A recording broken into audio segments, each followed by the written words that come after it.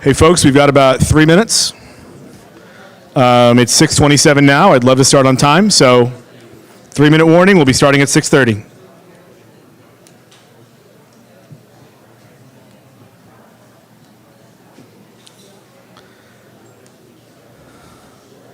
If some kind volunteer near the door wouldn't mind just letting folks know out there in the hallway that we're going to be starting in, tell them 2 minutes.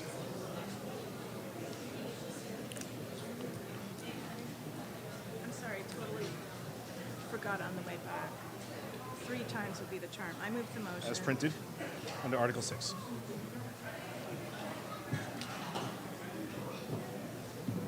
It is Article 6, right?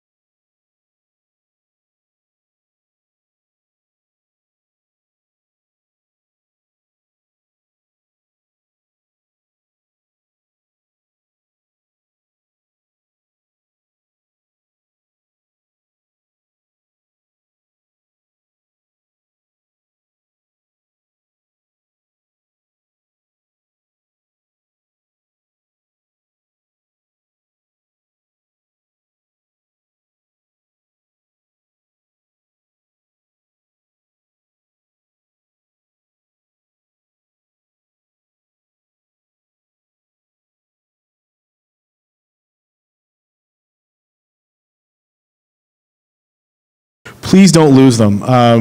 Even if you don't want to vote on a particular item that we may use the paper for, we may have multiple ballot votes. And the only way you'll get the next color for the next vote is by turning in the one you have. So it's really important that you don't lose your piece of paper. That's your only pathway to voting tonight, if we have a ballot vote, is to use that piece of paper. When we have motions, though, I'll generally ask for a voice vote or a show of hands, and I'll declare that vote. If I or any 7 of you are in doubt of the vote that I declare based on the hands that we saw, we can ask the poll workers to count the vote. If members do wish to have a ballot vote, a motion must be made to that effect. The motion is not debatable, and it only needs a majority to pass, but it must be made before we actually begin voting on something. Many years ago, we moved away from generally imposed time limits on speaking, but the meeting can impose such limits if it wants, either on an individual article that we come to, an individual motion, or on the whole meeting. It can set time limits on individual speakers for the meeting. Such motions cannot interrupt a speaker, though. If somebody's already speaking, we can't place a time limit on that speaker. So if we want to place a time limit on individual speakers, it must be done before somebody is actually up there speaking. Motions to limit debate are not debatable. They do take a 2/3 vote to pass. Motions to put a time limit on, though, those only take a majority. Before we get going, if I could just have a really quick, we wanted to share about the microphones and how they work. Do we have our AV folks here? All right, if you do that real quick, I will start with the next item and we'll get there. Does anybody have any questions about the, here we go. We got them.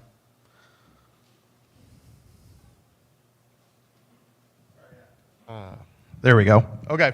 So, hi, Tyler from BNC TV. Just real quick, all the mics, everybody on the stage, and these 2 here for the guest mics, they switch on towards you. So, if you're not getting anything out of there, it's because it's probably switched off. You can turn them on and off as you please.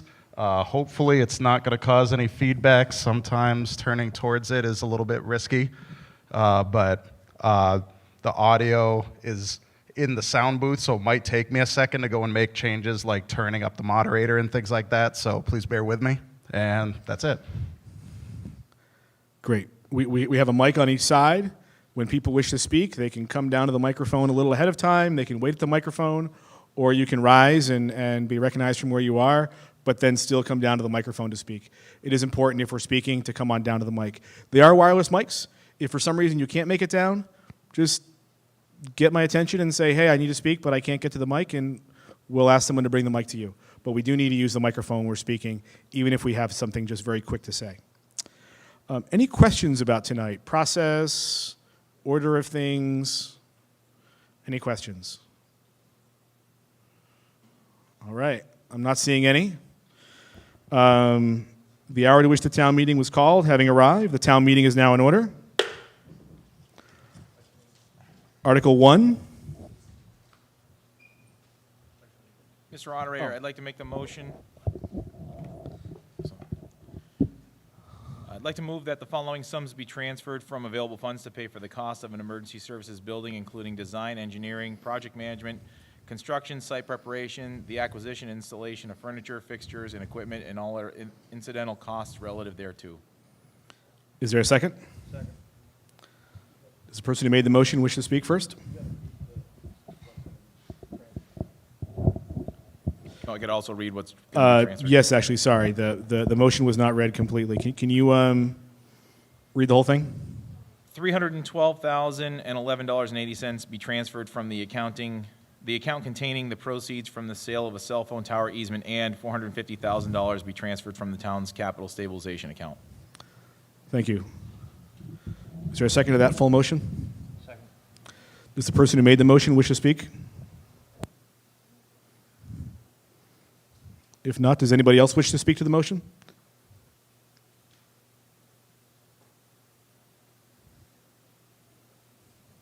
We have a motion on the floor. Is there any debate for the item?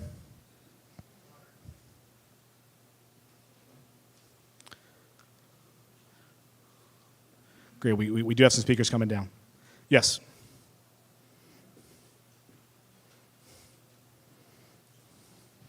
It's already on? There we go. Welcome back, everybody. Mark Fortier, Chief of EMS, Town of Northfield, also 579 Mount Hermon Station Road. I believe Skip is out of town, so he has asked the rest of us to step forward on the Emergency Services Building Committee to speak to these articles. I'm going to do my best, so please bear with me. Article 1 was something that was supposed to happen at the end of the last special town meeting for the building, but my understanding is that the meeting ended abruptly or whatever, and this got passed over or tabled or whatever it is, so it didn't happen at the last town meeting. But the end result is that basically as a result of the last proposal, monies that were put aside for design of a new public safety building got depleted to the point now where we need additional revenue to continue the process of finding a public safety building. Public safety building issue is not going to go away. It's going to continue to fester until we come up to a resolution. So this was some money that was set aside from the cell phone tower easement sale and then the capital stabilization account, which the town fathers can speak to that money and why. But this money would then now become unencumbered into our Public Safety Building Committee funds so that we can continue to develop and design and potentially purchase, if necessary, property to continue the process. Further discussion on the item?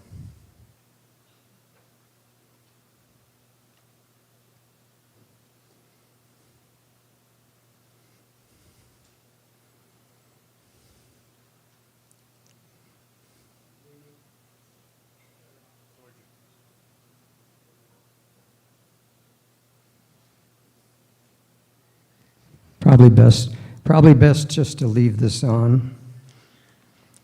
People with arthritis can't articulate that. Joe Gravlin, Old Ferry Road, here in Northfield. Mr. Moderator, this article requests sums of money to be transferred from available funds or identified and committed from other sources. We don't know what sources, to pay the cost of a new emergency service building. We don't know what emergency service building, and the cost of all associated construction or incidental costs related to it without any associated fiscally responsible accounting of what that might look like to the taxpayers in Northfield. The article also empowers the Select Board, at least up to this point, without any oversight from the citizenry of our town, the right to take any actions thereon or in relation thereto. This equates, in my judgment, to the equivalent of asking every citizen in town to hand over a blank check to the Select Board with the go-ahead to do whatever they want. We don't know where the money will come from. We don't know where it will go. We don't know who the money will go to. We don't know how much money it will cost us. This article lacks transparency. It also lacks accountability. The last time a conversation around an emergency service building project took place in town, the taxpayers of Northfield shelled out a very large sum of money, perhaps close to $1 million, I don't know. All we got out of the deal was ink on paper in the form of design plans for a very expensive project. I saw those rolls of paper in the map room yesterday. This article is fiscally irresponsible if we are to pursue, as I believe we should, a new emergency service facility. The citizens of Northfield should be engaged well prior to requesting we hand over a blank check to the Select Board. I encourage a no vote on Article 1. Thank you. Folks, if you could hold off on your applause, there'll be plenty of opportunity to vote and express your opinion that way. A point of clarification, the paper in front of you has the printed article. It also has the motions. Some of the language that was just mentioned is in the article, but it's not in the motion. The actions related thereto, or take any action thereon, or in relation thereto, that's from the article. It's very broad. The motion that was made is not that broad. So I would remind folks just to keep your eyes on the motion that's in front of us. Yes, the gentleman on my left was next.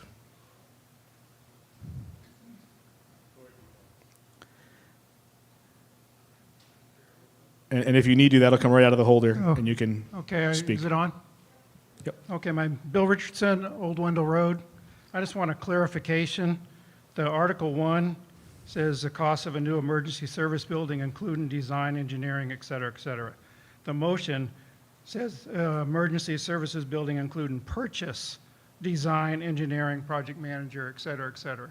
So does this include the actual cost of the purchase, or doesn't it? Because the Article 1 and the motion are two different wording.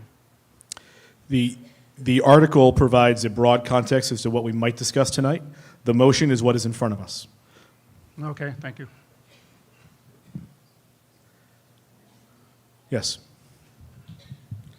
Good evening, Barry Bordner, 35 Holly Avenue. I hope everyone's enjoying this wet summer.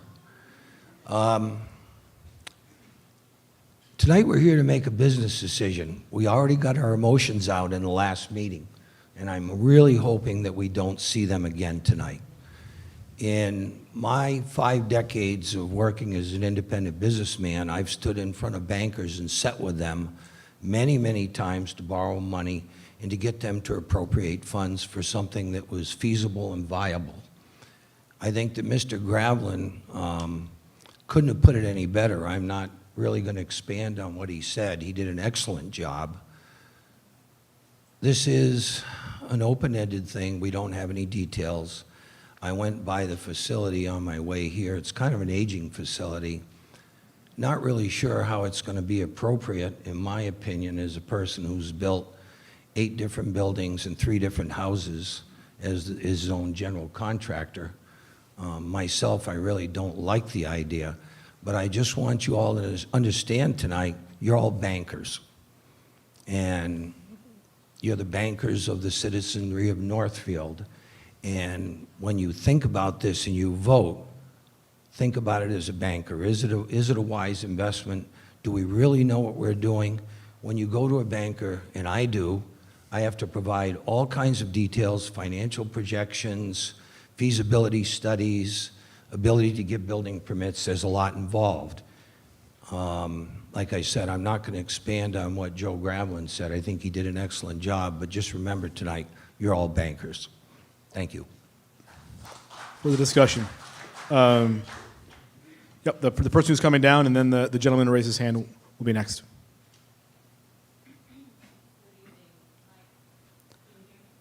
No, I'm not sure it's still on. And get nice and close. Hi, good evening. My name is Jennifer Cox. I live at 89 Main Street, Northfield. I think if you're going to look at yourself as bankers, also consider yourself as being investors in your own town, the town of Northfield. We are in dire need of new buildings and facilities for our emergency services. The fire station is falling apart. They can't even park on the top level. They have to park everything in the back. They have to spread out the ambulance facility in a different building. It should be in the same building. And if you've ever been down to the police station, it's really not safe for citizens or people that they have in custody. We have to invest in our town, and that means providing the funds necessary for a emergency service unit. Thank you. Yes, sir.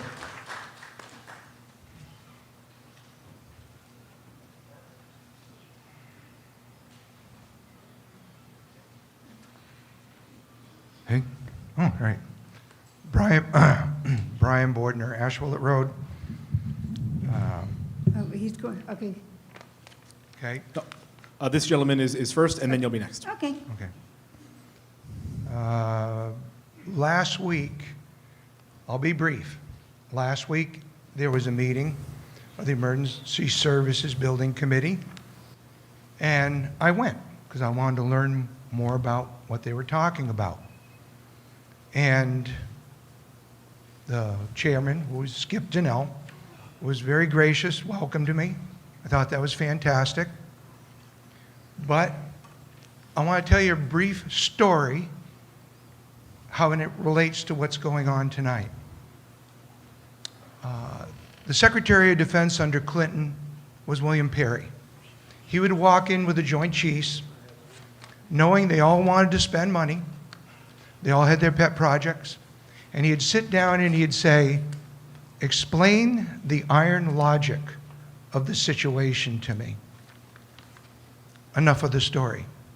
I went to the emergency services building meeting, and I asked, please explain the logic of transferring the money as the first article, raising taxes as the second article, and voting on the building as the third article.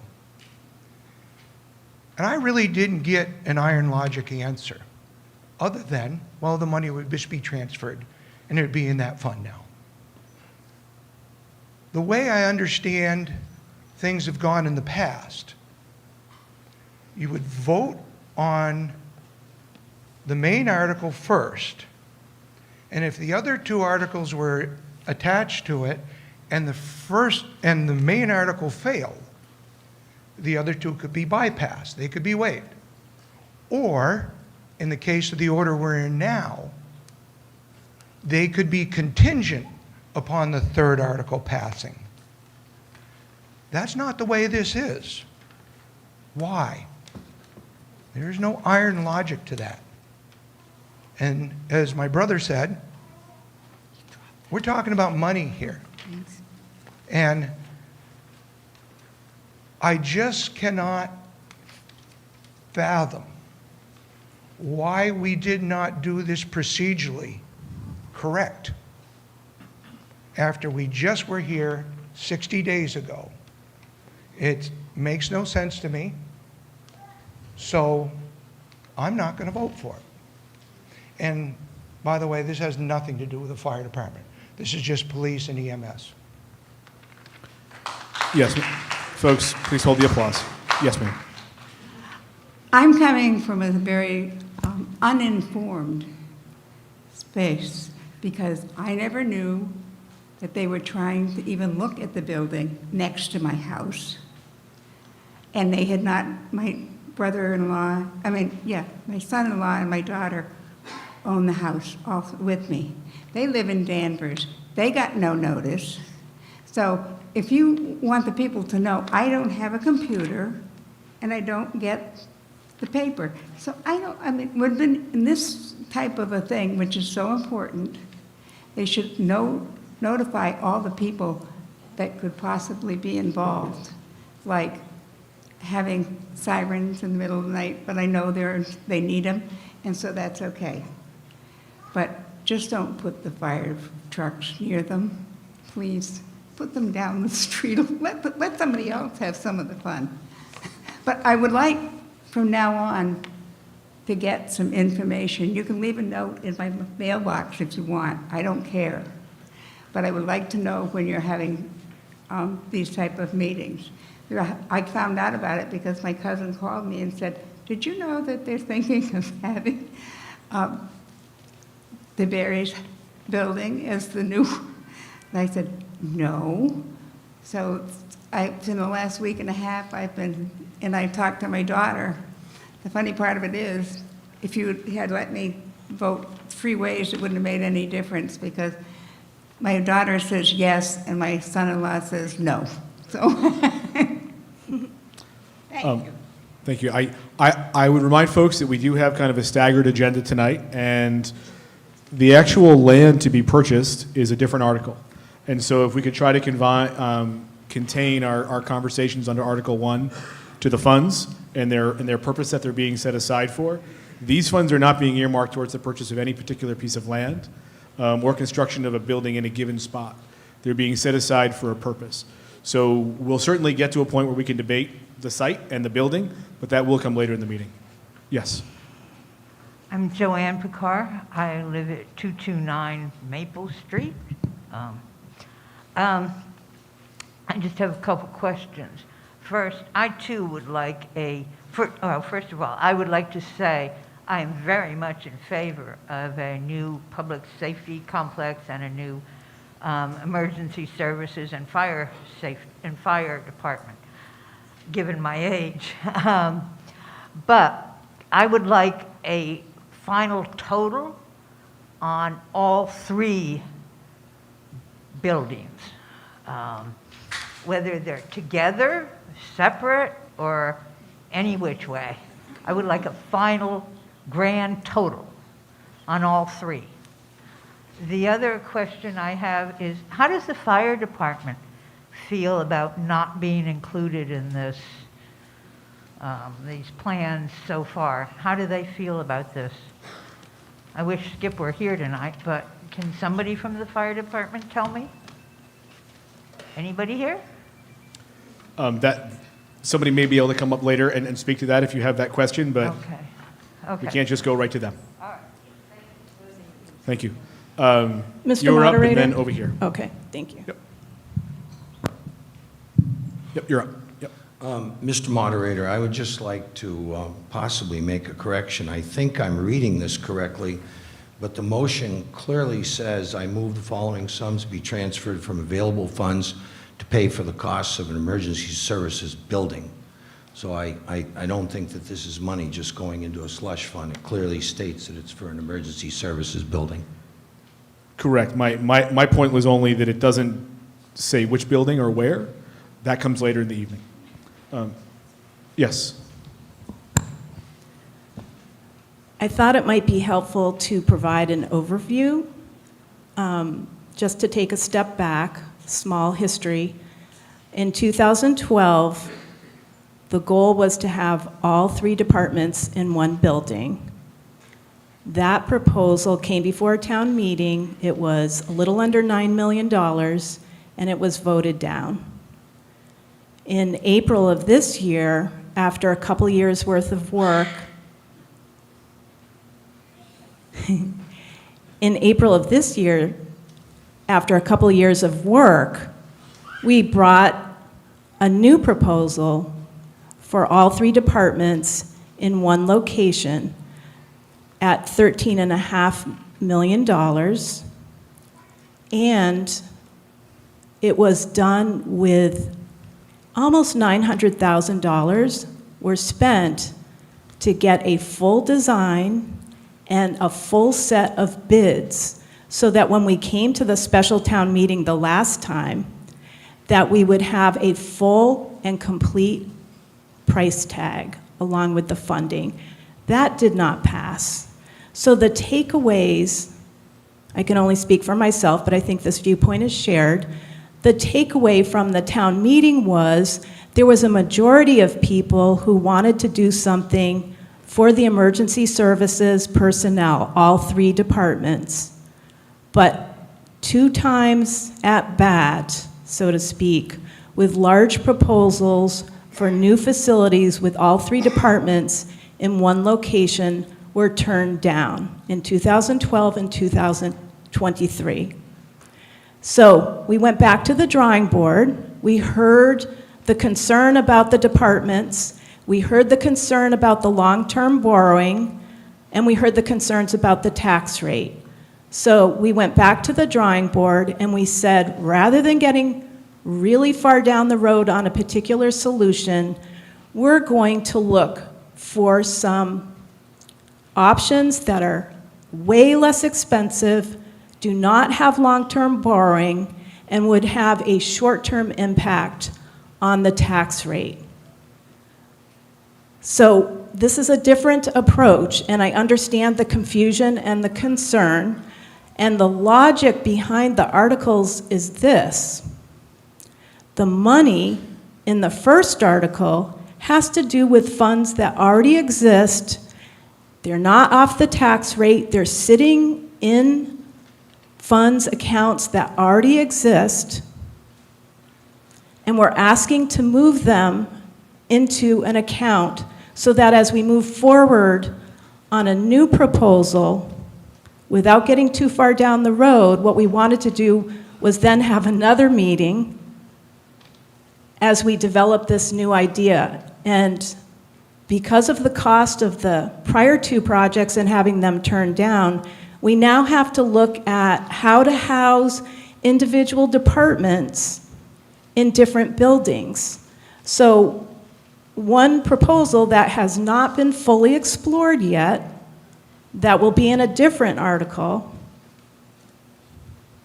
I hope everyone's with me so far, is because these are all different components of what we're trying to do. So I understand we have to speak to the motion. So I'm speaking to this motion, this component of what we're trying to do next, which is to come up with a solution for each department. Some departments might be housed together and other departments might not, but it's clear they need to be out of substandard facilities. It's clear that EMS and firefighters need decontamination showers and the like. And the reason why you would move money is because then we would go and get the expertise on any solution, any building that we put in front of you, and determine whether or not we could make those particular building adjustments for very specific public safety needs. The code, for anyone who's built a house, this is not building a house. This is building something very, very different.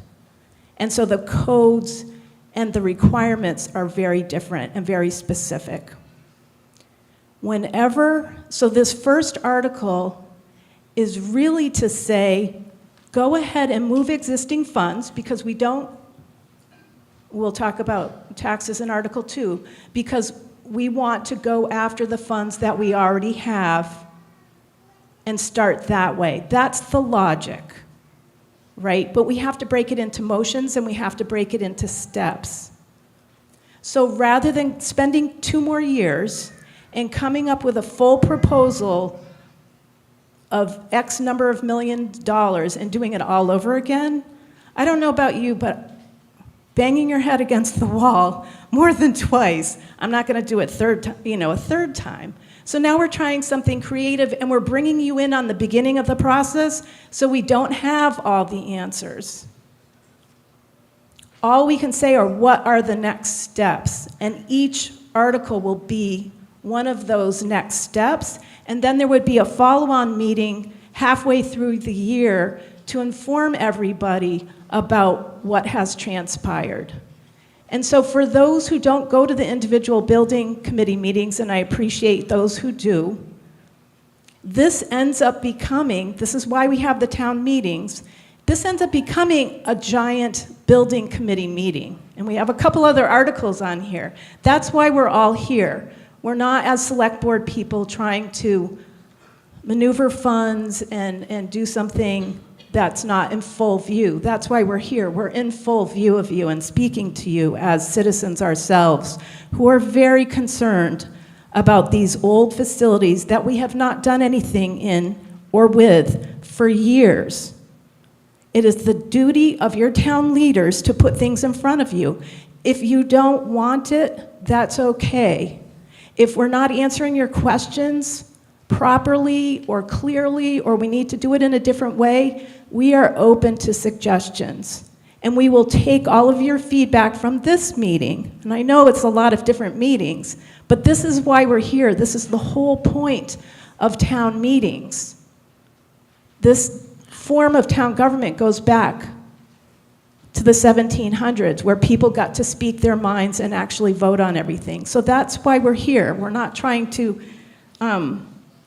do anything untoward with finances. We're trying to put those in front of you, and any purchases or contracts that result from any activity, as they have already been done over the past, as were required by open meeting law, would be voted on in public at subsequent select board meetings.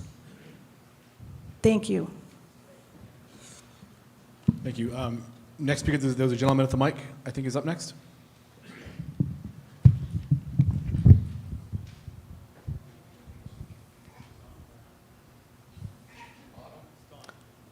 It is on? Yep. Okay, thank you. Paul Gorzakowski, III, Ashwillet Road. Beg your forgiveness, I probably shouldn't even be here tonight. I was in the hospital earlier today. Not that that means anything, except this is how important this meeting is to me and should be for all the citizenry of Northfield. I, for one, am very disappointed that we have to come out 1.5 months, 60 days after we very firmly voted against a billionaire's yacht proposal.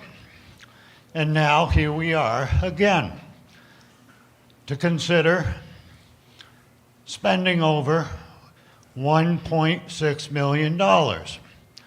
Now, the last proposal, we spent over $1 million, and we got nothing. 1.5 months later, we're looking at a property in East Northfield all of a sudden.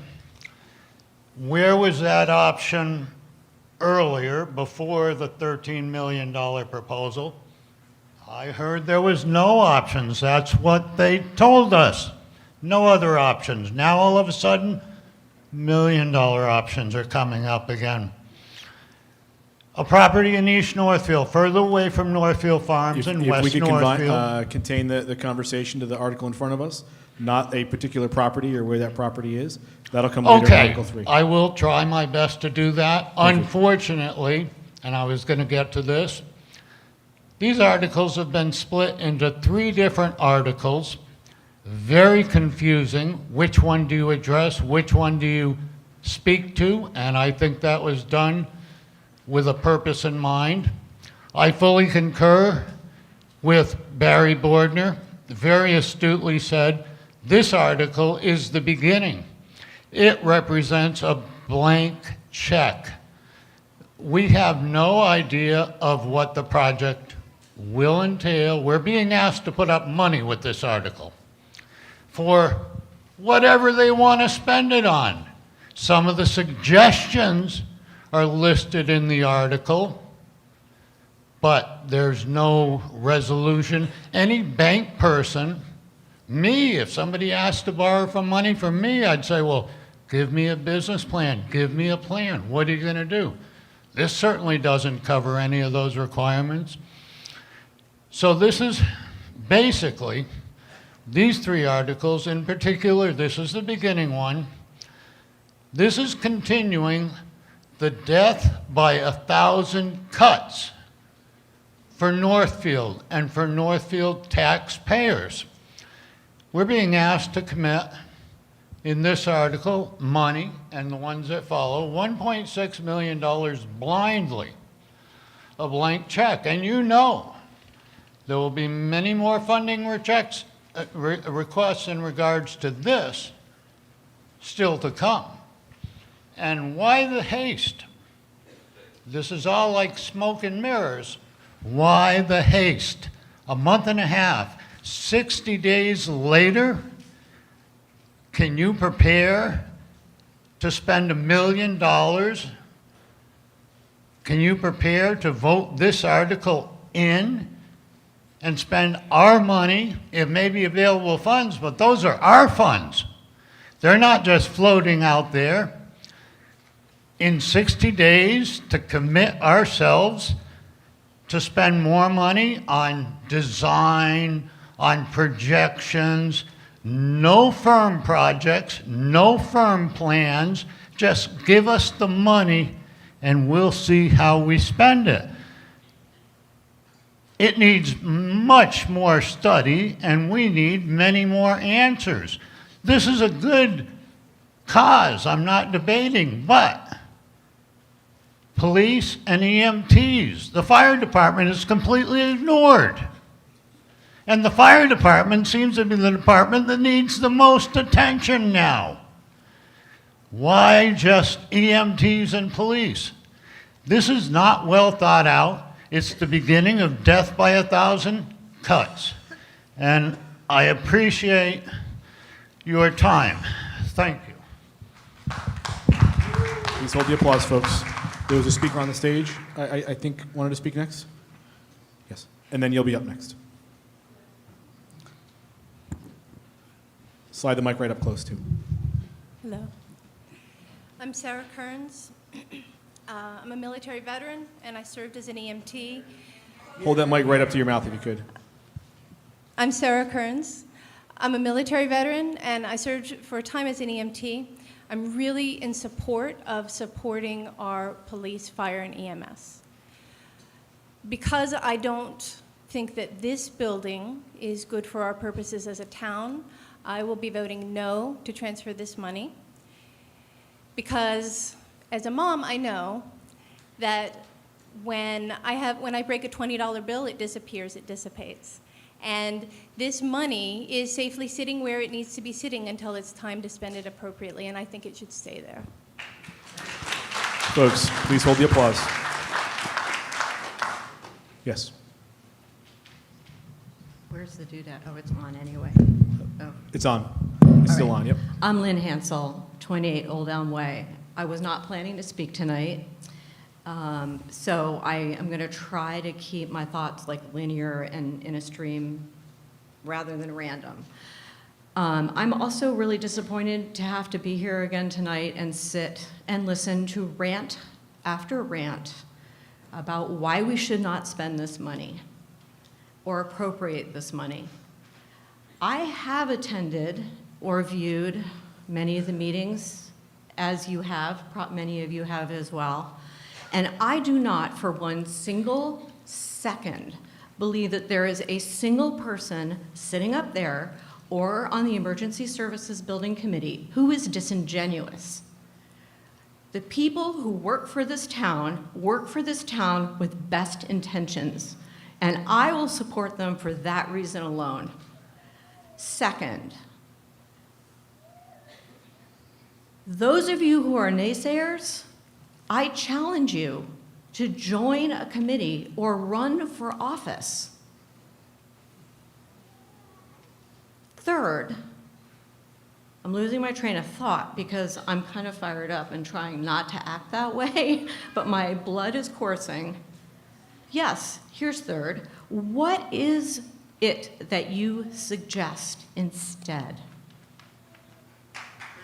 If Folks, you please hold want your to applause. come up here and shoot down what happened at town meeting in May, which was a full proposal with all the money, maybe not perfect, maybe not what you wanted, but not what you wanted. So we voted it down. Now they took that advice and went back and came up with something new, and you're shooting that down.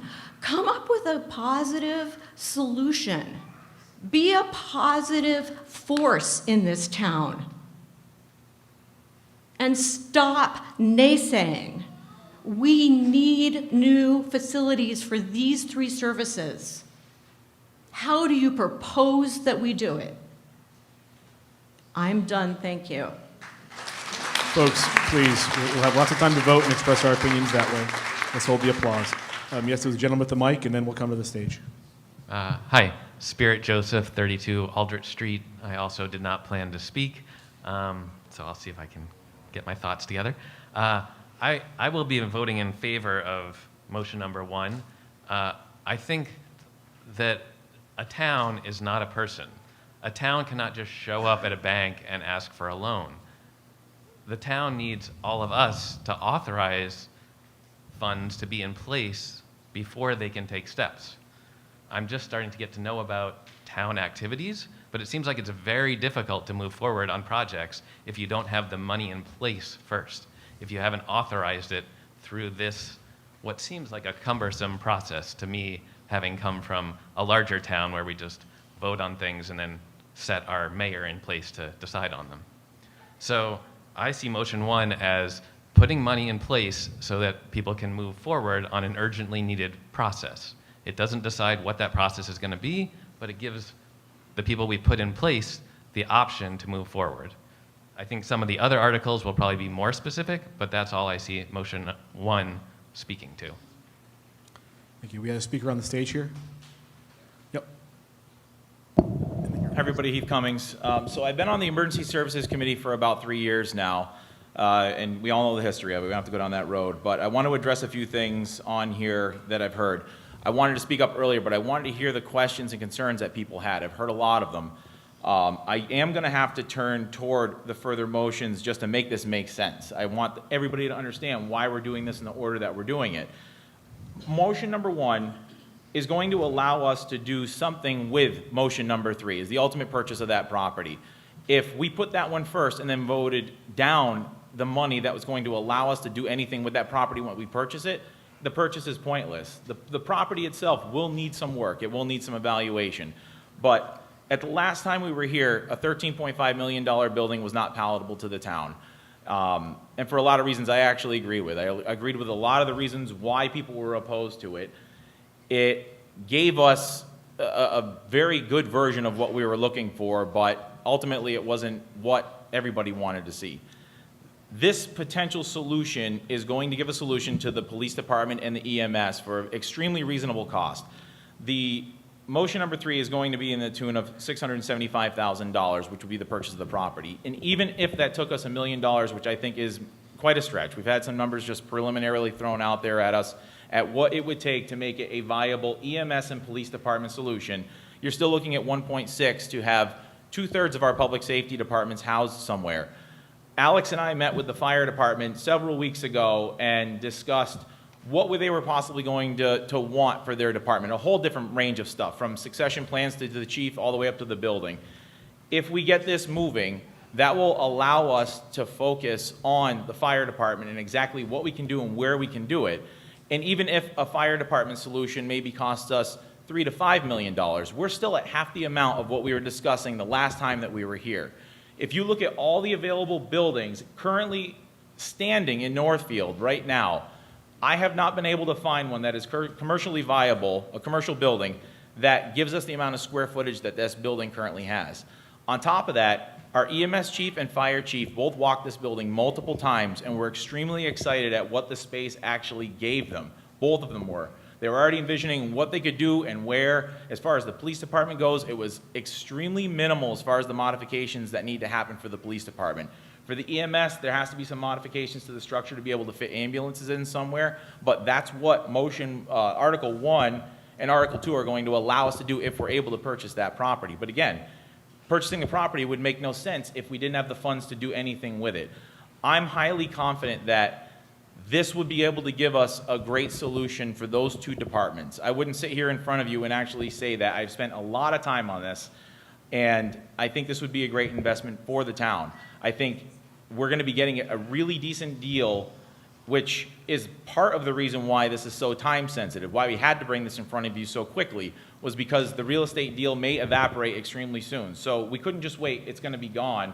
And I know, the urgency doesn't sit very well with people. I'm also looking at a lot of this and saying, whoa, like it just feels like we're doing this extremely quick. But if we don't do it, we're not going to have the opportunity to move on this potential.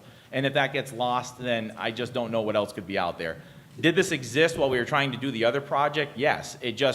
The town wanted us to look in other directions after it was voted down and said, what can we do with existing buildings? What can we do with existing spaces? So that's what we're doing. We're listening. But in our very first meeting that we had after the special town meeting, the very first meeting that we had with the Public Safety Building Committee, I said we're not going to take our foot off the gas on this because the problems aren't going the way. They're just getting worse. And if we can get EMS and police into a viable building, relatively cheap, relatively quick, that will allow us to then get that moving and then focus solely on what we can do with the fire department, because they are the real hazard right now as far as the safety of their buildings. But this is a very quick and easy solution, I feel, for these two departments that really need a new home as well, so we can focus on other things, primarily the fire department, and what is our solution for them, because that is going to take some work. Where do we go and what do we do? But once this moves, that allows us to kind of focus on that a little bit more. So I hope that offers up a little bit of clarity on some of the questions I've heard tonight. Thank you in the front. Joe Gravlin, Old Ferry Road again. 20 years on the Northfield Historic Commission. Currently, Northfield Planning Board. Over a decade working with the Federal Energy Regulatory Commission and Northfield Power Company to get accountability for what's happening to the river in our town. People like me are stepping up. I was a contractor for 30 years, issued well over 2,000 contracts, executed every one of them flawlessly. My customers understood exactly what I said I would do and for how much I would do it, and I did. Never had to go to court once in 30 years. I know how to read, and I know what this says. It says to pay the costs of an emergency service building, including purchases, design, engineering, project management, construction, preparation, acquisition, installation of furniture, fixtures and equipment, and all incidental costs related thereto. The numbers on this piece of paper can't possibly account for that. Now, what I'd like to say is, there is a forum with which we as a community can come together. We did it when we created our master plan and our open space and recreation committee work. We came together on a regular basis and we said, okay, who are we as a community? What's important to us? What do we want to do? What are our guidelines that we'd like to see happen? We can do that with a facility like this as well, but this is not the place to do that right now. This is about saying, give us the money and don't ask us for any accountability. I'm sorry, but as a taxpayer in Northfield, I'm not happy about it. As someone who's run a business for years and years, I think it's not the proper way to do things. I'm going to encourage everyone to vote no.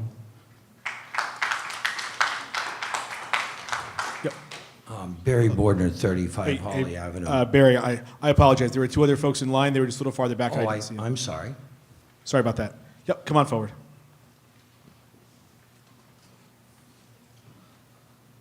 Hi, good evening. Karen Boudreau, Old Wendell Road, Northfield. Mr. Moderator, I'd like to speak to the numbers that are in the first article. I'm on the Sewer Commission. A year and a half ago, I threw myself on the Sewer Commission because we also have a failing infrastructure. We have two failing infrastructures in Northfield. A fire station and a sewer treatment plant and its collection system. I want to put a few facts out there, okay? I see wallets sitting out here.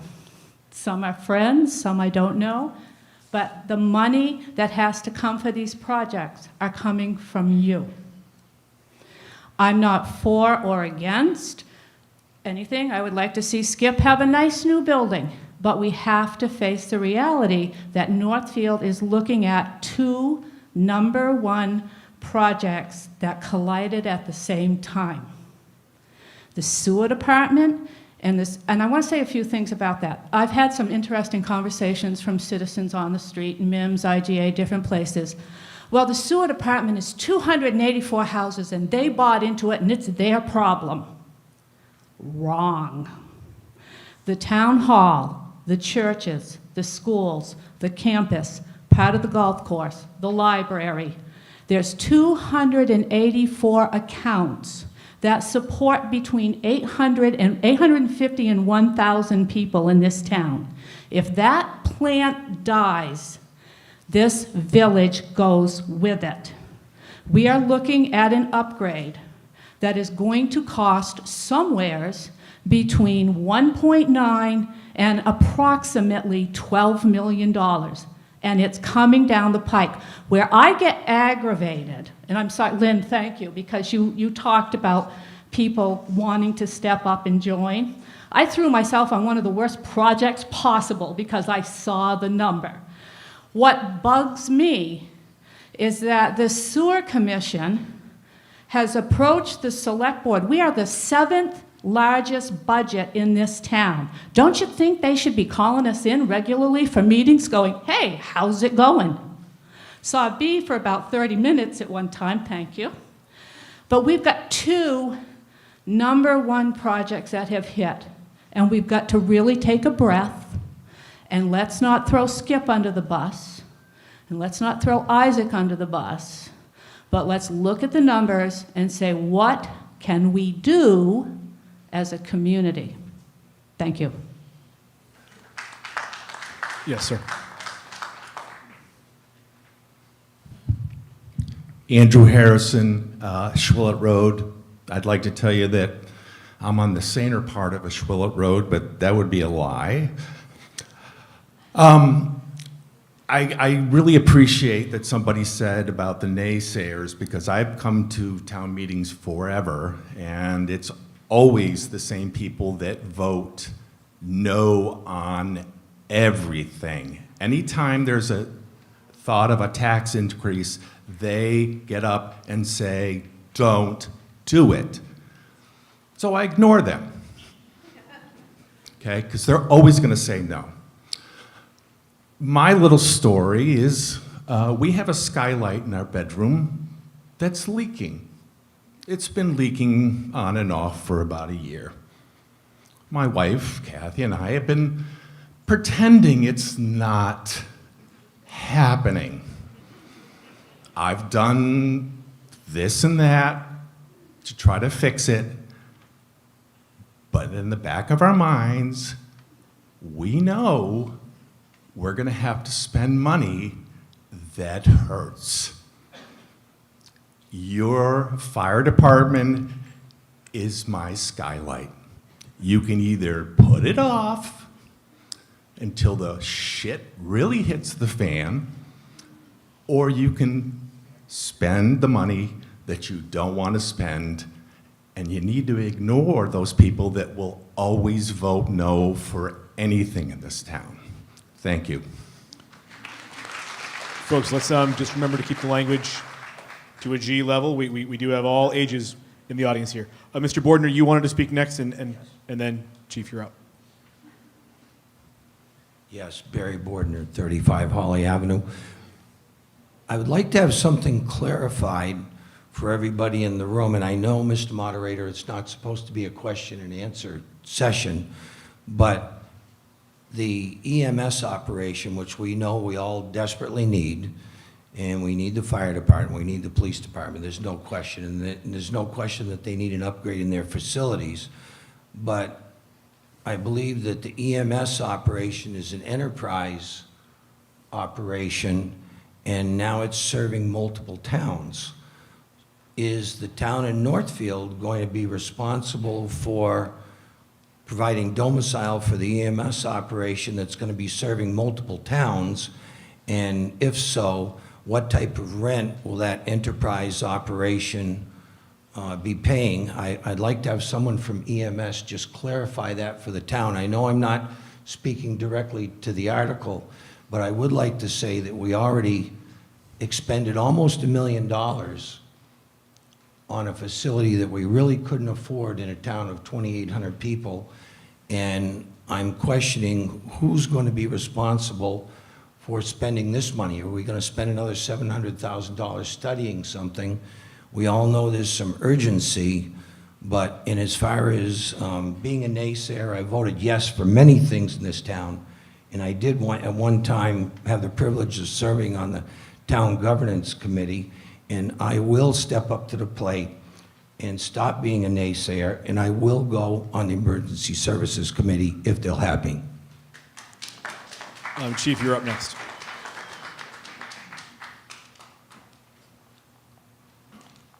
John Hall, Chief of Police, Pine Meadow Road. Just like the last meeting, I just appreciate everyone coming out. I feel like a little air of negativity is coming out, but that's not the way the police department feels about it. I've been here for a year and a half. I know this history goes back much further than me. I just appreciate having a community where we all know each other and we all can come together like this. So I just wanted to start off by saying that. So I inherited a lot of things as I came into the police department. I'm going to try to be honest and transparent with you. Like, I won't get into all the different projects I have, but I can't believe how difficult some of these things are, but that's just because my history hasn't been working for a small town. But as I'm learning the ropes, and that's what I should be doing is learning the ropes, I've learned the lesson, which is if it's a lot of money, this is not a democracy, meaning that 51% of the vote is going to get what the majority of the people want. We learned that at the last meeting. So the majority of the people that I talked to and in that meeting, they do want an emergency service building. They do want the police, fire, and EMS to have the proper facilities. If you have any questions about that, I think the video is still online. I don't want to walk through the police department or fire EMS, but it outlines what the issues are with the departments. That being said, I'm not sitting up here claiming the police are victims. We actually appreciate our jobs. We appreciate the town. We appreciate especially the police cruisers. But it is financially responsible to invest in your departments, especially there's little things that you'll never know about that we narrowly avoid lawsuits and other things that cost the town a lot of money. And having the correct people working here really matters to me. So to keep and recruit the right people, these are the little things that matter. For instance, we have 1 or 2 people that are receiving their Mass State Police letters because they passed the score. Are they going to stay with Northfield? Are they going to go with MSP? This is a constant thing. Or are they going to go to another department? Again, the little things matter. So so that was the first lesson I learned about the first building, which is we're not talking about 51%, we're talking about 2/3. I also learned in that meeting that the 60 people or whoever, what made the difference there, you're not convincing those people, and I'm not trying to convince those people. I think they should have their opinion and vote the way that they feel is best for them and their family. I totally get that. But we're not going to convince those people. So we have to have a financial project, and that's the reason I was asked to show up to look at this building. This is not what I would normally want, but I went to look at the building because I'm open to anything. You tell me your house looks like a good police department, I'll come over and take a look at it. So I went to the building, and it's a great police department on the bottom. I'm taking, first of all, we're talking about $13.5 million, and now I think he said it's $675. To me, walking around the building, I heard someone say it was old. I walked around the building. It looks newer to me, but I did grow up in apartments, so I don't know. It looks 70s, 80s. Was that when it was built? So it's not old. It was also an IT place, so it has all the, it's got all the electronics and the IT connections, everything you would ever want in a police department or EMS. That being said, I can only analyze it from the police perspective. This is a solution. We'd be more than happy to take the scraps, which is I'm calling the basement. So I've said that from the beginning. I'm good with the basement. And this is the honesty and transparency part. I'm not supporting pouring tons of money into this building. My number in my head, again, I'm not the governor here or anything like that, I'm just the chief of police, but I don't support putting a lot of money into this. The major part about it is if this is going to settle for EMS, we have to put up some bays for them. That's the brunt of the extra money. So $675 to purchase the place, and if you haven't seen it, it is actually a big office building. It kind of fools you when you look at it when you drive by really quick, but it's really long, and it's nice inside there. It would make a great fire EMS, senior center, whatever, other offices in town. Some of the employees might need offices. As an investment, it's not a bad investment. It only turns bad when you start putting millions of dollars into it. So I support buying the building and fixing the roof, doing some of the small projects. But again, that's why we're getting you in the beginning of this project. I keep hearing people talk as if there's like something nefarious going on. There's not. You're on the ground level of what's going on. I was on the ground level in December 2021 when I got hired here to figure out what was going on with the other building complex. At no point in that process did I ever think that anyone I was working with had any goals other than to do what was best for the town of Northfield. So that's all I can tell you about that. For this building, for the police department, some paint, fix the roof up there, spend minimal amount of money, and if it works for for EMS, that's up to Mark. He'll have to make that decision. I think he's going to speak after me. I would more than love to have police and EMS in the same building. And then we got to move on, or the town could decide to help out the fire department. This location wasn't chosen because it's not a location where you can have a fire department. That's the reason why it's apples and oranges when you're going to say, well, why wasn't this brought up before? It wasn't brought up before because we had emergency service building that combined all 3 departments. So thank you. Folks, please hold off on the applause. Yes, next speaker.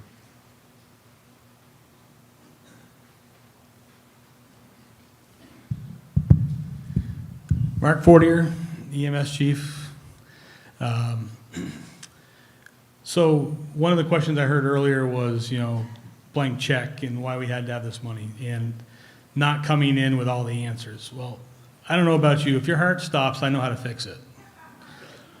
I don't know anything about building construction when it comes to renovating, to stretch codes and electrical codes and this and that. And that's where this money that we're talking about in Article 1 comes in. We need that money to do the due diligence, to make an informed decision.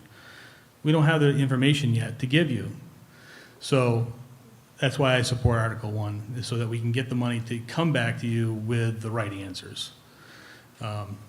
Second question, I heard through the grapevine somebody asking about EMS costs, if we're going to share the cost of this building.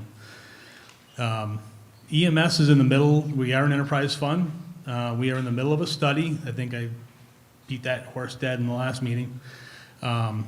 At some point in time, EMS is not going to be free to the citizens of Northfield. It's been free for going on 15 years now. We've been doing our best like we can, so it doesn't cost anything. But The reality is that your EMS service, the system we have in place today, is not a long-standing viable solution forever. There is eventually going to be costs associated with having the personnel available so that when you're having your heart attack, somebody can be available to come and take care of you. I'm not going to be able to do it forever. So with that being said, is that eventually when we get through our studies and everything that we're doing, we're going to determine what the true costs are that should be rolled out to all the communities, including Northfield. Now, will Northfield's assessment be reduced by its costs associated with housing the department? Because the one thing I heard very clear at the last meeting was that the citizens did not want to see the names on the ambulances changed from anything from Northfield, and they want to see us located in the town of Northfield. In order to continue to do that, we need to come up with a viable financial solution going forward. And one of those financial solutions would be that everybody, all the communities get assessed, but Northfield's, I'm assuming, would be reduced by whatever costs we have associated with the annual costs of housing the service for the communities. So will there be an assessment? Likely. Will Northfield EMS be paying into it? Absolutely as well. So I hope that makes sense, is that the net effect is that the towns of Northfield's assessment will likely be reduced by the cost of this building. Thank you. Hold the applause, folks. Yes, further discussion.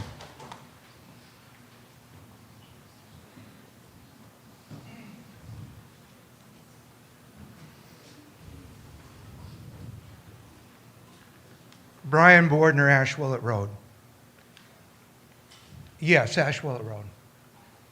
There's a decorum here, and I have an exception with something that was said. I'm sorry, but I believe that specific and generalized misrepresentations of people are inappropriate at a town meeting. And that's what I heard from a speaker. Now, I'm sorry. We've run into this before, and that speaker should have been asked to leave. Second of all, speaking of Ashwillet Road, there's a young man here. He came with my neighbor. He's learning about town politics and town administration. That same speaker also said inappropriate language. He should have been removed for that as well. Now, I'm sorry. All I've spoken about at town meeting was procedure and money. And I, or anyone else that lives on Ashwillet Road, take offense that we live on the insane section of Ashwillet Road.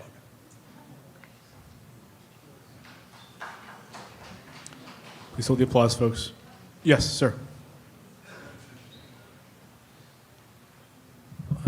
My name is Terry Marashlian, and I live on 38 School Street. I come by on Route 10 to 63, and last week I saw the sign that said town meeting, and I immediately knew what it was about. I've only lived in the town for 14 years, but I've experienced a lot of what's going on here. And I went home, and then I said, no, I'm going to go to the town hall and ask what this is about. And I did that. And I had a good conversation, but I said, well, why is there only this billboard that says town meeting and not letting us know what the town meeting's about and making that assumption that we all would know?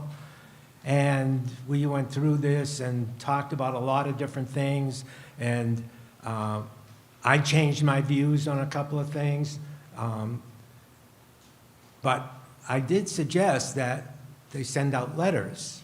And then on going home, I started thinking about it and about, government and government elected officials and what they do and what roles they have. And there's a couple of different theories of this, and some think that, we elect an official and they go up there and they do what they want to do, and when we trust that they're going to do what we want to do. And there's another theory that we elect an official who's going to be the voice of the people. Me, I want an official that's going to be the voice of the people, not what their ideas are, but what the people want. And my suggestion would be, we're a little premature. I feel like we're so premature here. I'm wondering, this is like, oh, we got to buy this now. We got to get this now. We might lose it. And I've heard that from a lot of different people for a lot of different things.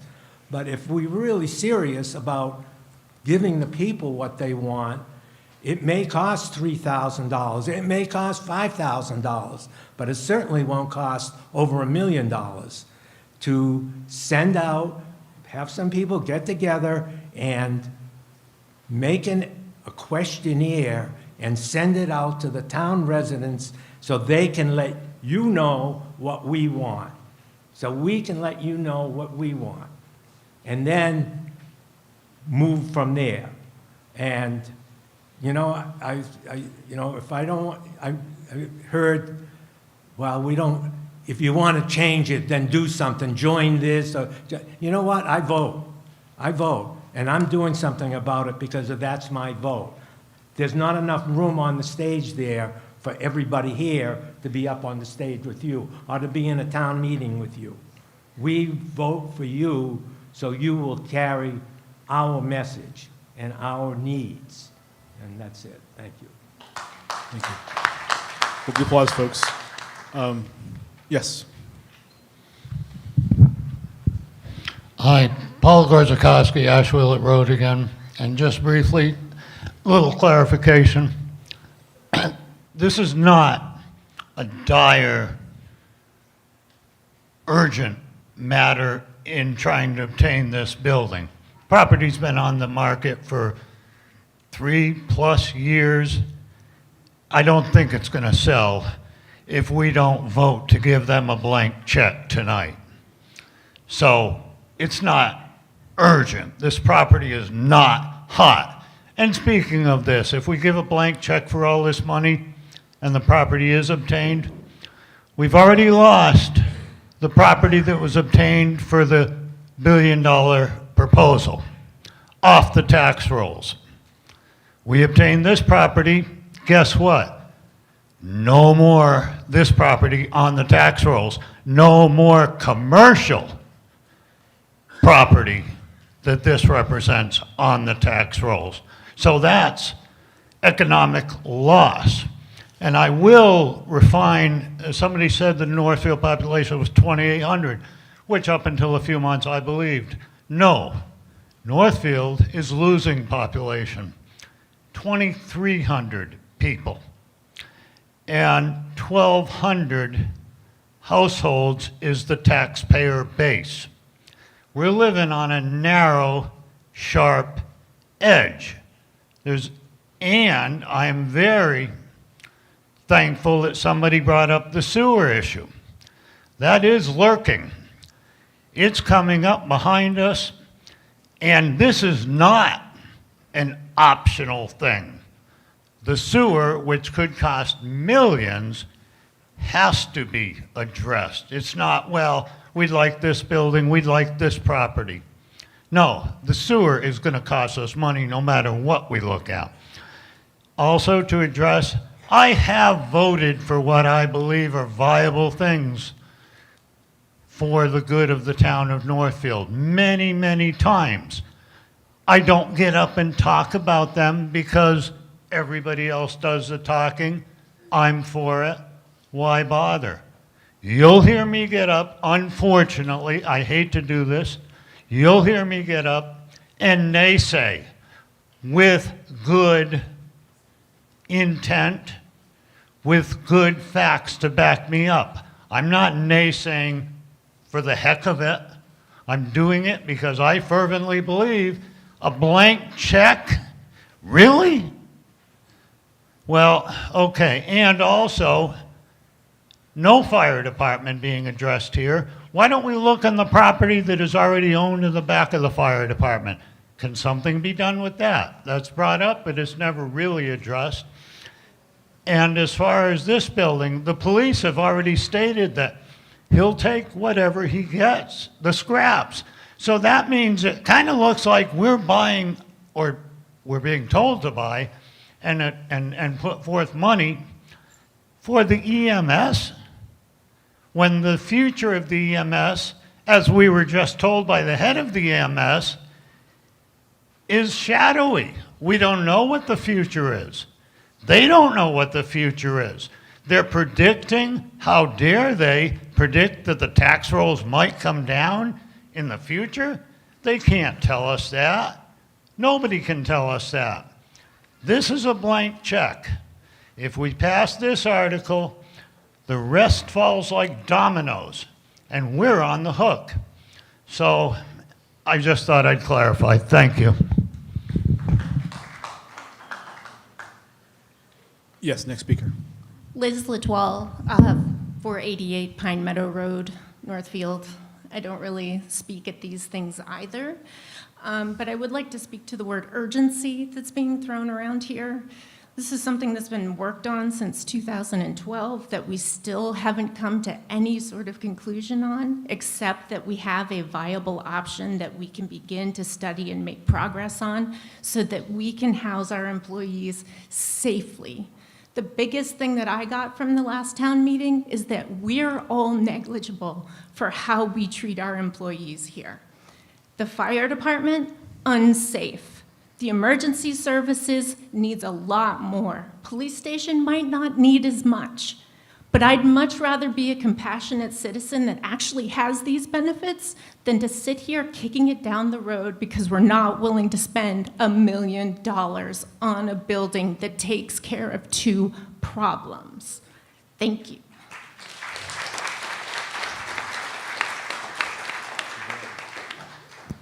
I just want to clarify something as far as doing Pull that right up close to you. Pull that mic right up close to you. Clarify something. The population of the town of Northfield is 2,912, and that's all the people have sent back their census. The voting members of the town are 2,400. I like to deal with facts. Thank you. Further discussion. Yes, sir. Jim McLennan, 86 West Road. So you said that there's 2,900 people, right? Where are they? Nobody really knew that this was going on. This all seems very untransparent. Just for clarification, at least this is from my perspective. If you guys don't agree with me, everyone, this is still America. From where I'm coming from, this is all backdoor. No one knows what's going on except for you guys.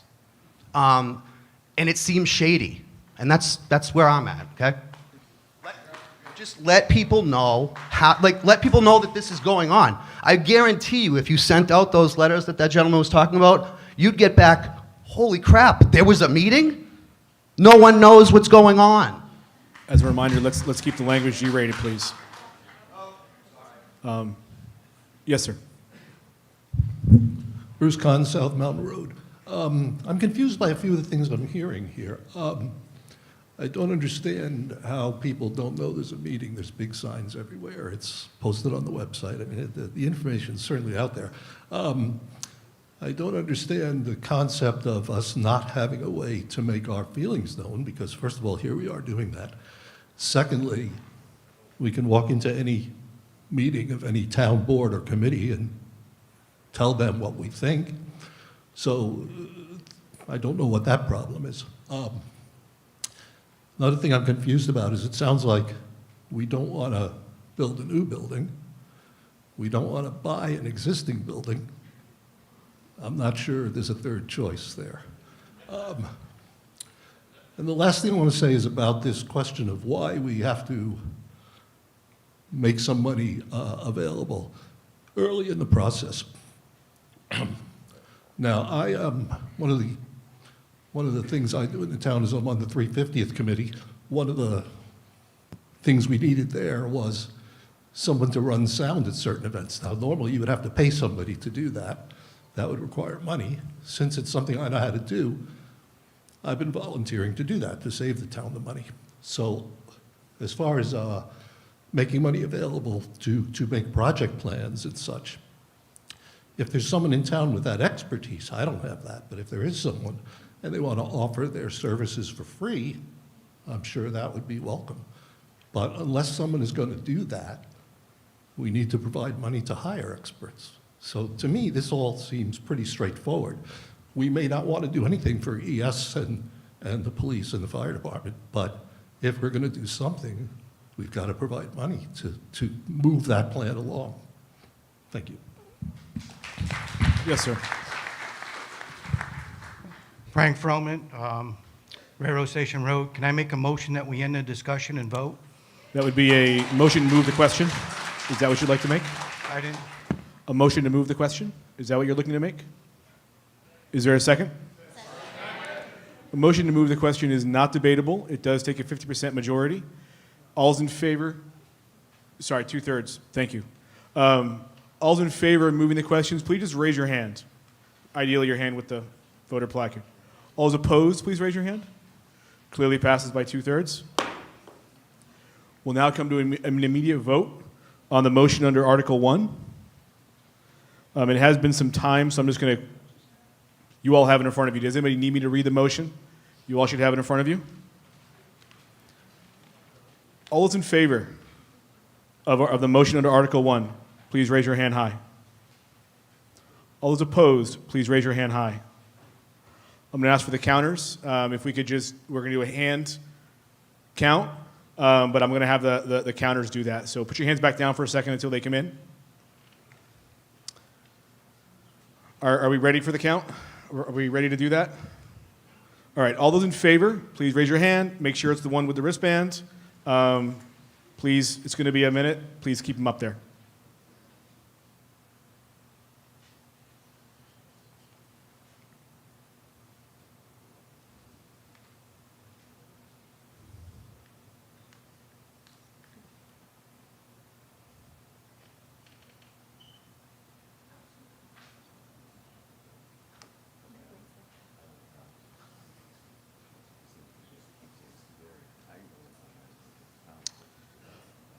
Is my left done being counted?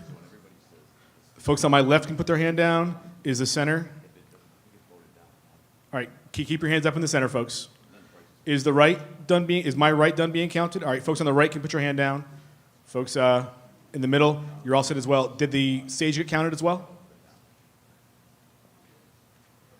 All right, folks on the stage, keep your hand up. Everybody else, if you're not on the stage, feel free to put your hand down. All right, all those opposed, please raise your hand high.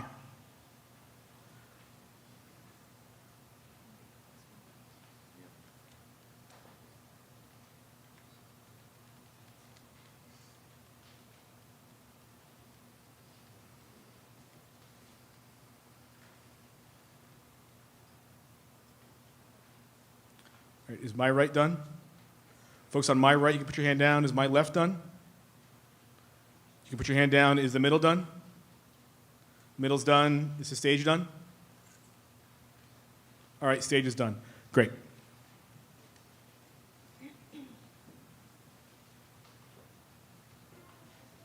It'll be just a minute to count the vote and bring it forward. This should take just a minute, so we'll wait on this before we go to Article 2.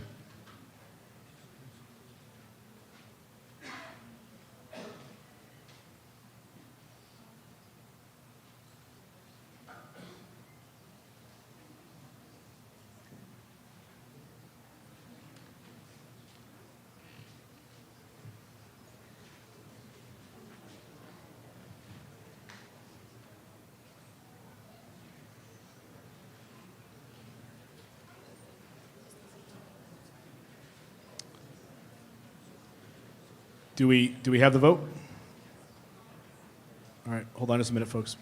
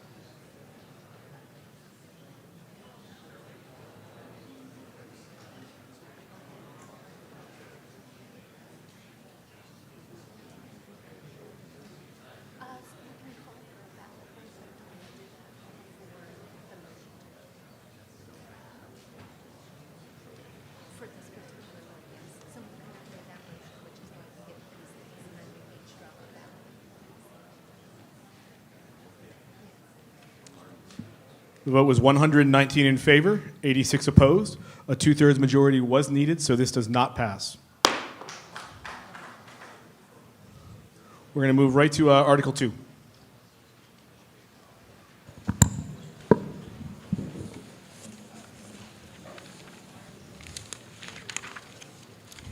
Mr. Moderator, I move that the town raise and appropriate for FY24 $500,000 to pay for the costs of an emergency services building, including design, engineering, project management, construction, site preparation, the acquisition and installation of furniture, fixtures, and equipment, and all other incidental costs related thereto. Is there a second? Is there a second to the motion? Second. Thank you. Does the person who made the motion wish to speak first? Yes, I just wanted to point out that unlike Article 1, this is talking about tax rate, obviously. The Finance Committee and the Select Board at town meeting this year, purposely because we were anticipating an emergency services building, we minimized the impact on the tax rate by using available cash wherever possible. We also asked certain departments throughout the process to hold off on certain purchases so that we would be going into an emergency services project as clean as possible. Since there is no borrowing from the special town meeting, and the hope is to pay for any solution without borrowing or long-term borrowing, it seemed prudent to capture an amount on this year's tax rate rather than wait until next May to be able to continue to move forward with projects to resolve all of the emergency services department's needs. I'll note, based on how the year works with the state and the town governments, the tax rate is set in November approximately. So what we do at annual town meeting is we establish a budget with expenses as conservatively as possible after reviewing all budgets for several months. That's what you voted on at annual town meeting. And we also conservatively estimate revenue. So over the next few months, revenue and the state calculations will be in, and the tax rate will be set in November. So the tax rates that I'm going to read off right now are estimated, and we purposely budget and propose things at annual town meeting so that when we hit November, more than likely, that rate, when it's set, is lower than what we're saying tonight. The point of occasionally putting things on the tax rate is so that as projects come up, we're, I think, using the analogy of the roof or the leaking skylight is appropriate, is to be putting away money periodically for big projects so that rather than waiting for another big project to come along, then the tax rate would jump at a higher amount because we hadn't touched the tax rate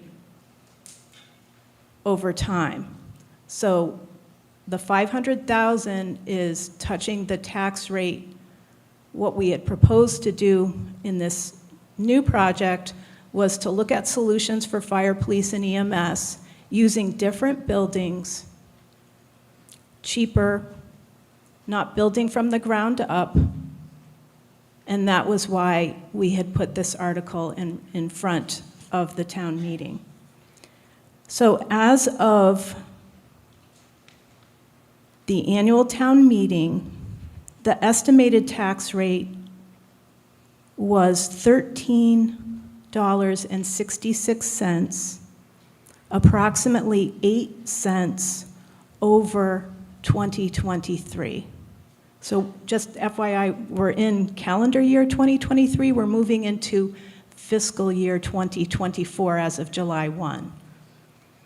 So for fiscal year 2024, the estimated tax rate with this article would be $14.20, which is 54 cents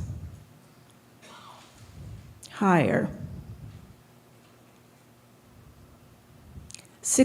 Higher than what we voted on, and pardon me, let me just repeat that. 62 cents higher than 2023. So these are estimates coming out of the annual town meeting, and the estimate that I provided at $14.20 is an estimate involving the $500,000 in this article. Then come November, the tax rate gets set, the revenue amounts are cleared by the state, and then based on the way the town has, Lois Stearns is not here tonight, for those who know Lois, she is hovering from afar, believe me, because she sends me emails with her thoughts on town meetings. So I just want to acknowledge Lois that over her 32 years, she made sure that we set aside money on the tax rate at appropriate times so that there was never like a huge jump at some point and then surprising people. That's not the goal, to surprise people. But I need to give you the estimates as they are, and then know in November they will likely be lower. And for those who are interested in following along in November, the Board of Assessors sets up a meeting, and then they also meet with the Board of Assessors meets with the Select Board. But the Select Board does not set the tax rate, the Board of Assessors does, and they are a separate elected body. We're just putting the motion, along with the Finance Committee, in front of you tonight. Thank you. So further discussion on this item? Seeing none, we'll move to a vote. Would all those in favor, please raise your hand high. All those opposed, please raise your hand high.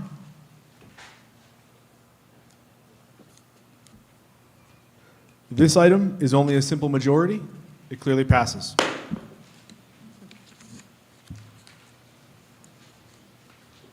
Article 3.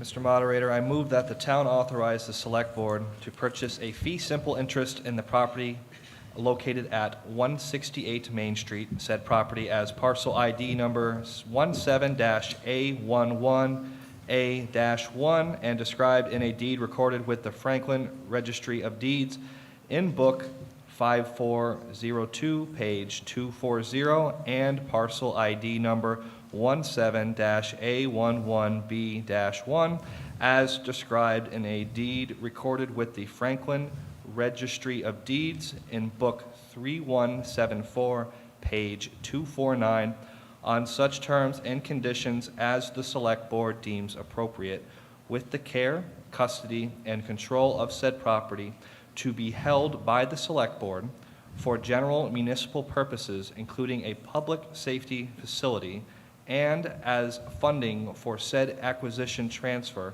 from available funds in the Emergency Services Building account, the amount of $675,000.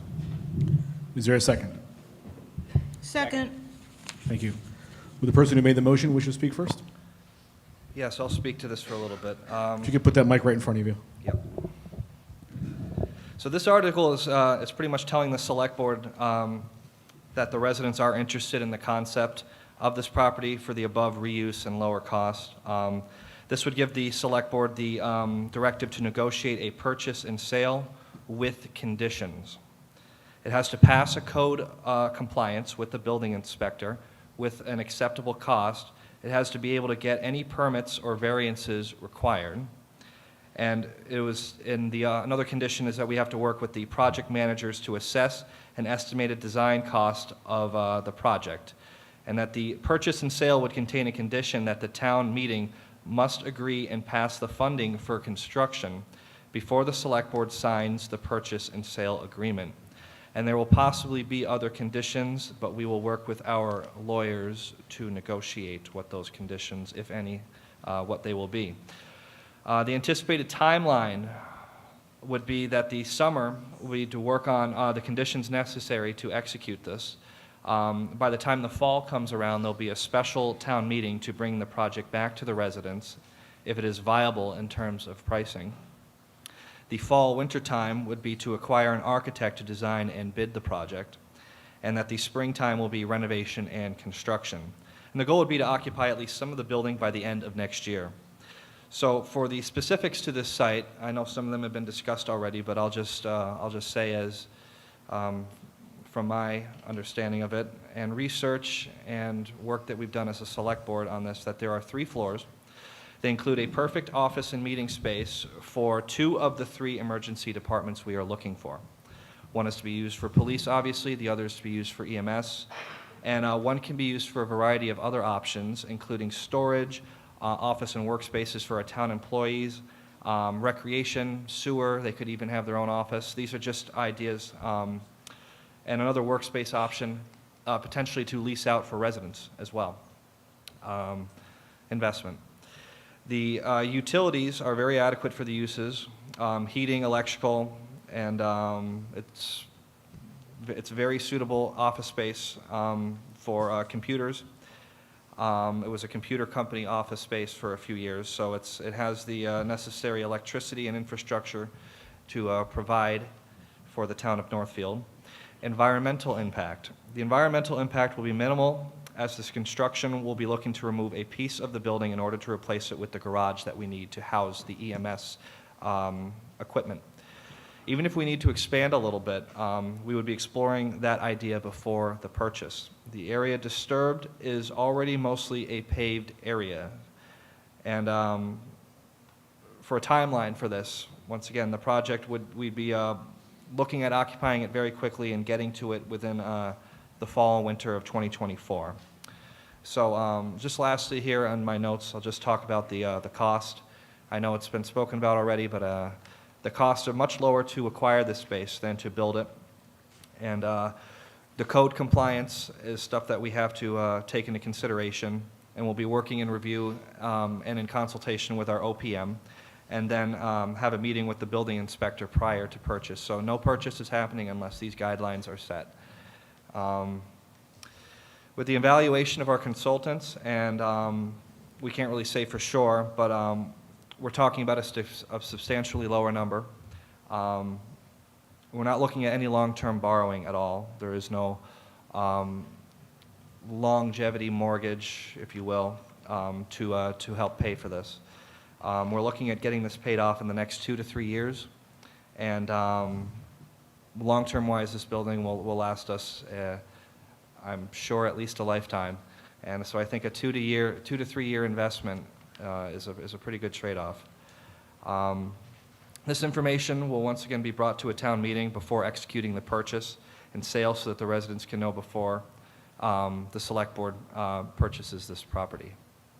So I realize also that the first article failed, but it is my understanding that since we raised and appropriated $500,000 just now, we do have money. Andrea could probably speak to the exact number that is in our general fund to still make up for the cost of the $675,000. So as far as I'm concerned, this project is still going strong with the pass of the second article. So that's all.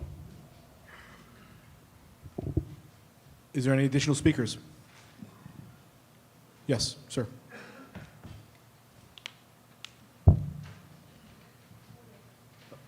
You're up. She said she'll wait. You're up first. Okay, thank you. Article 3 appears to be an extension of Article 1 and 2 to me. What's troubling me is that there hasn't been a feasibility study on the soundness of the construction or serviceability of this building to be utilized, most especially for an emergency service facility or otherwise, and this request seems to have come out of left field with little or no citizen input.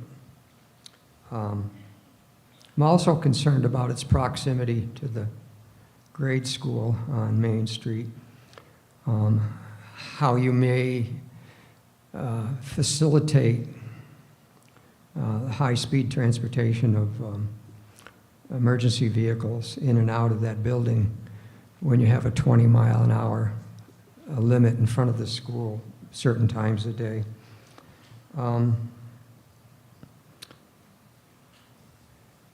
If the building could be done, I think it'd be an interesting project. But it feels like we haven't put the time in to find out, oh my gosh, it doesn't have the capacity to handle the weight of the vehicles, or the curb cuts can't quite be adequate. Because when you put in, I come from 5 generations of firefighters and law enforcement, and I do know about the firefighters. My father was deputy chief in Greenfield for 30 years, saw some really hard experiences played out in our family units because of the stress of that. But so we know full well what that's all about. But I do know that fire equipment requires a very wide curb cut, and I haven't got a clue if this property is going to meet that requirement. I'm going to encourage a no vote until we can get more information about this. Thank you very much. There's a speaker on the stage who wanted to speak.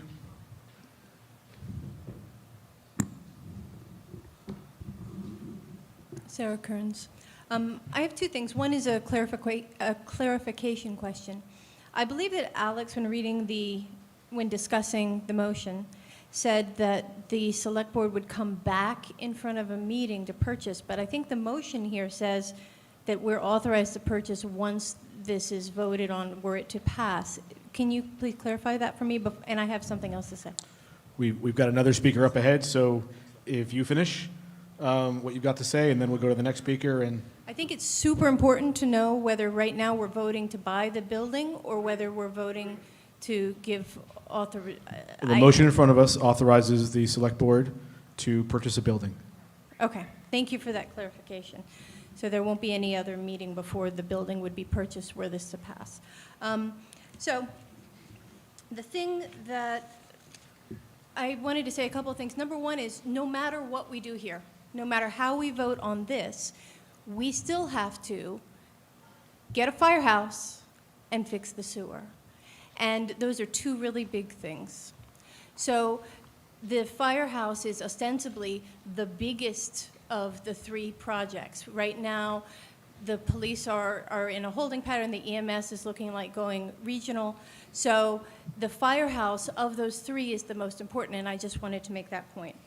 The other point is that at the location. So this proposed building is up north in town, but the EMS serves Gill and Irving and all the rest of Northfield, so it's really on a corner of their trajectory.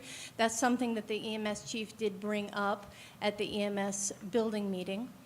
And at the EMS building meeting, something really important happened. The police chief and the EMS both spoke really well and said substantially what they just said here.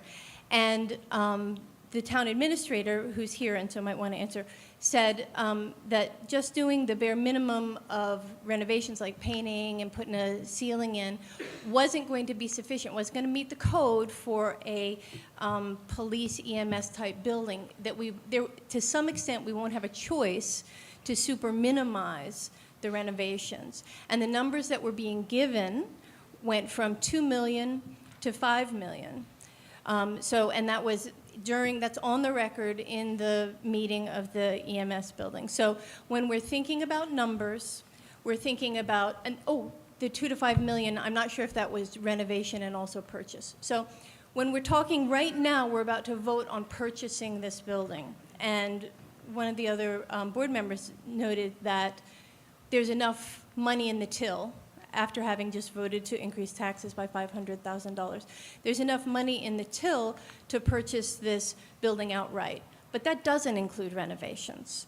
And what is the realistic perspective of buying a building and owning it and then not renovating it? So this, I think, is the, other people talked about blank checks. This one is the thing that I think is a blank check. We're purchasing a building, we have unknown numbers of renovations, part of which is tearing down the whole back of a building to put in EMS ambulance bays. And I think that we don't, if we buy a building, we are going to renovate it. And so you're going to find much further expenditure, and we don't know the extent of that. But the numbers that were given at the local meeting were $2 million to $5 million just for this building, not including the fire, not including the sewer. Yes. Next speaker. Yes, Bob Henry, Wanamaker Road, and actually have a house project ongoing right across from this property. I've done a little bit of research and studying this piece of property. I think it's quite interesting. The fact that it is less than half an acre, I'm sure you all knew that, 10,000 square feet.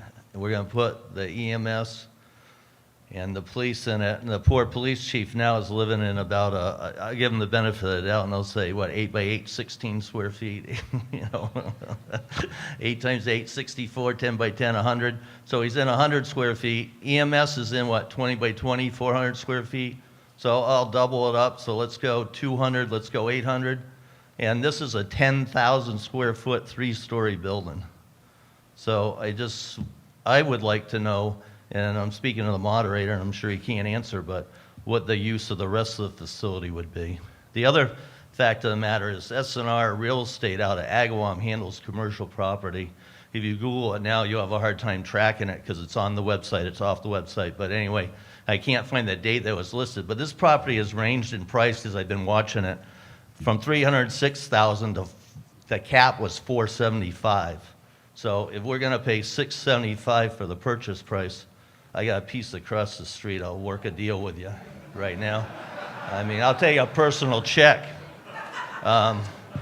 Really, I mean, again, I don't know. I don't know what's included in this $675,000. And this is the problem, is a lot of us don't have the time to come to all your meetings. And I don't ever think that someone's trying to slip us a shady deal. I think you all do really good work. You're all prudent, and you're all looking out for spending your money wisely. When I see that the majority of the select board and all the finance committee endorse it, I have a degree of faith and confidence that it's probably a smart move. But we're expecting everybody in this facility today to vote on something, and I myself, I want to vote for it. I do want to vote for it. But when I look at the square footage and the 3-story footprint, I just wish somebody had briefed me a little bit better. And maybe it's my ignorance that I should have invited myself to a meeting, so I apologize. But I'd like to know what's going on with the rest of the building. If we're going to capitalize and maximize 80% use of this facility, I'm all on board. I'm all on board. But right now, I see we're using a low footprint inside a large footprint. But I think it's a good deal if you can get it for one of my numbers. I think it's a great deal. $675, I think we're a little bit high. Thank you. Thank you. Next speaker. Hold the applause, folks. Bruce Kahn again, South Mountain Road. There still seems to be some confusion, so just in terms of curb cuts for the fire department, remember the fire department is not going into this proposed facility. It's EMS and police, so we don't have to be concerned about fire equipment with that. As far as what we do or don't know about a given project, the reality is the select board can't come to all our homes and give us each a briefing. I mean, the information is available. We have to be willing to seek it out. If I find myself in a town meeting where there's an article and I don't have the information, I either do my best or I don't vote on that article. You know, it's up to us to know the information that is available. The last thing I wanted to say is as far as the advantage of things like feasibility studies, these are the kind of things I referred to earlier in terms of having to hire experts to do those things. So when we vote against allocating money, I don't know how feasibility studies are supposed to happen, again, unless someone wants to volunteer to do it for free. So that's the whole point of allocating this money. Thank you. Ready to speak on the stage? Yep. Hi there. I just wanted to go back to my earlier comments regarding our history in this arena, this topic. So between 2012 and 2023, when we proposed that 3-department site built from the ground up for $13.5 million, 20 different sites in Northfield were evaluated, right? And one of the things that came up repeatedly was that any sort of building must have a sewer connection, must have a water connection, and must have appropriate electricity. So, and also the concern for any of the departments is response time, and not just response time to your house, but response time for the individual to wherever they need to pick up the equipment, right? So if you're driving the ambulance, you have to get to the ambulance, and that's part of the response time. This particular property, I actually live near it. This particular property has basically been empty except for the people who live in the housing, in the basement in the back. This property is actually 2 properties. So when you do research on what the sale price might have been, that is for part of the entire building. It's for Northfield. I think in the city, this would be a normal kind of setup where you would have 2 condos, 2 commercial condos. But for Northfield, I'm like, that's probably why that's why it's confusing, is because there are actually 2 properties. If you face the building, the left-hand side, which, this is before my time, was a VCR store, and I think a sewer was in there at one point. That left-hand side is owned by one family. The right-hand side, which was the computer company, is owned by another family. So the purchase price that we're talking about is for 2 properties in one. The ones that I've noticed on the commercial real estate website that I've seen when I did my own searching, that purchase price was for the commercial property on the right-hand side. So I just wanted to clarify that. And then just a couple other comments about the building. Where else on Main Street? What else is available? We've looked at 20 different sites. This might be bigger than what we need, but it actually gives growth for not just police and EMS. It gives growth for, we could actually put the Recreation Commission in there and all of their equipment and storage. So for the police, storage is a big issue. For the senior center, storage is a big issue. You might recall at different town meetings, we've had different articles for different tool sheds in different places. This would address some of that. And for departments like sewer and rec, who have no place that they can work out of, no place where they can have a customer or a citizen come in, this would offer some of that. The other idea that we wanted to explore, and this is why we were putting it in front of you, I think this came from the Nataba folks, was having some sort of office workspace on one of the floors that could be a commercial, could bring in money to the town, right? And the way that this property is set up, it has a lot of different entrances and exits, which allows us, I think, to isolate different departments. So for example, if you're working in the rec, you can't just walk in to like a victim interview room accidentally in the police area, right? So the space gives us a way of segregating appropriately departments. And one thing that I mentioned at the special town meeting before with respect to police, and I think John and Mark have been very good. Chief Fortier's office is in a closet in the old gas station. When I sat in the police station last week, there's 3 desks within 5 feet of each other. As I mentioned at the special town meeting before, policing is such that now the focus is more on interviewing victims of sexual violence, domestic violence, sexual assault. Those things, unfortunately, do happen in our area. And when people want and need to go to an investigative interview, privacy is paramount. We often talk about parading a criminal in front of the senior center. That's not the major issue, because they can go to the correctional institution for Franklin County. The major issue is if you have an issue and you want to talk to the police, is making sure you have the privacy to do so, and no one needs to see you. You can go in and out of a private entrance, and you're not anywhere near anyone else who can overhear your conversation. Thank you. We had a speaker over here and then over here. Yep. Mark, you're up.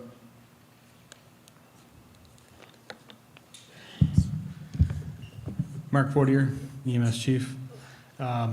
I was going to say basically what B had just mentioned was that the article is to purchase 2 pieces of property. It's not a single piece of property for the amount that's on the article here. It's 2 pieces of property that are joined together that make up the square footage up there.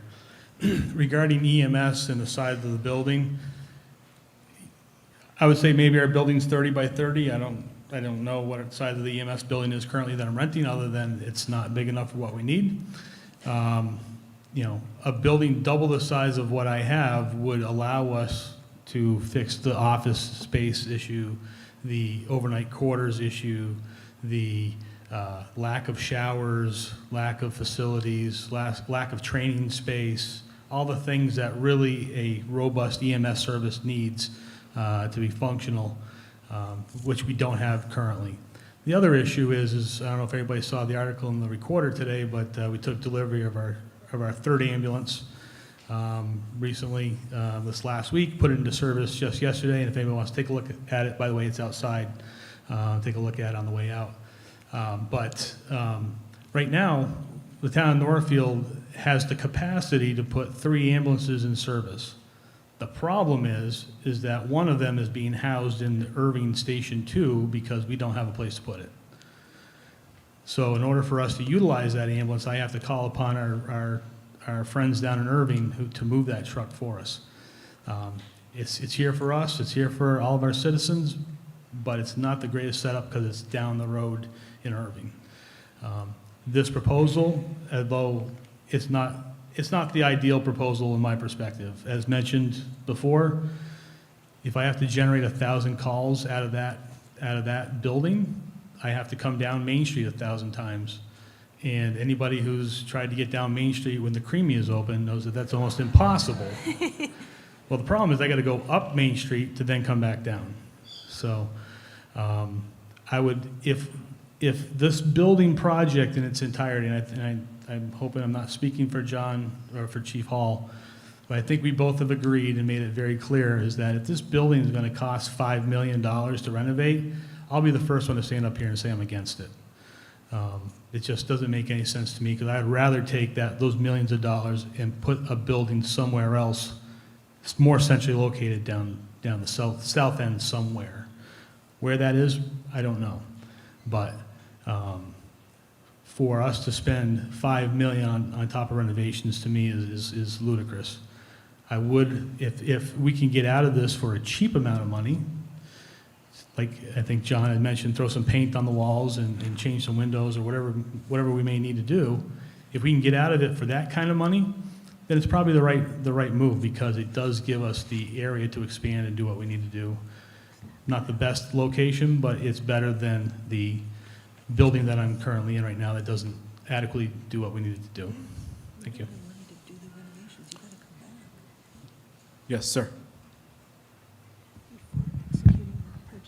Hi. Hi. Paul Gonzakowski III, Ashwillet Road. Again. Well, head of the EMTs just made part of my point for me. Bad location. And a lot of money. And I do wish to thank Sarah Kearns for pointing out, which was really unclear to me a little earlier in this meeting, the vote you make tonight, we buy the building and we own it, or we don't. You do not get another shot at this one. It's tonight. So make no mistake, there will be no future, oh well, we can vote on whether to buy the building. No, no, no. It's happening tonight. Don't forget that. And Sarah also pointed out 2 to 3 million on top of the 670,000 for the proper renovations. Now, I priced before the last town meeting options available. You can buy a metal Butler building, a huge one, for about $300,000. It can be put up for that money. Now, you're going to spend you're going to spend $1 million to $2 million to make it applicable to the uses you want it, but that Butler building could accommodate all 3 emergency services, not just a little bit of this building that they're contemplating now for the police, and the major part for the EMS, which already says it's a bad location for them. It appears that we're buying a building to support a business that the town supports through an interest-free enterprise fund. $675,000. I realize there's 2 condominiums, but do you know, I priced the condominium where the textile shop was not so many years ago. You could have bought it for $110,000. So you're telling me the other side is $500,000? I don't think so. If we buy this tonight for over $500,000, you're going to have to put another $2 to $3 million to make it a viable building. And the head of the EMS just told me just told us it wasn't a good building, particularly for them. I mean, that's not my opinion. That's his opinion. So, and we're not talking about past history. This is tonight. It's make it or break it. So, is this building worth $675,000? Hell, I wouldn't spend my money on that. I don't have the money to do it to begin with. But I don't want to spend my money that's in the town investment either. Very poor investment. So, once again, thank you for putting up with me. Yes. Please hold the applause, folks. Is this on? Yes. Lynn Hansel again. I'm not that tall. Ooh. Okay, I have a comment about the Emergency Services Building Committee. I have 2 comments. One is, I did watch the video yesterday of the most recent meeting, and my interpretation is, and it can be corrected by someone else who might have understood it, who was there, who might have understood it differently, but my understanding is that what we're voting on right now gives permission, allocates the money so that the select board or the town could purchase the building. But that they're not going to make that decision until it's been determined that the renovations won't go to a ridiculous level. What's not clear is what that level is. What I thought I heard in the meeting that I watched was that including the purchase price, it might be $2 to $3 million total, is what I think I heard when I watched this yesterday. But please correct me.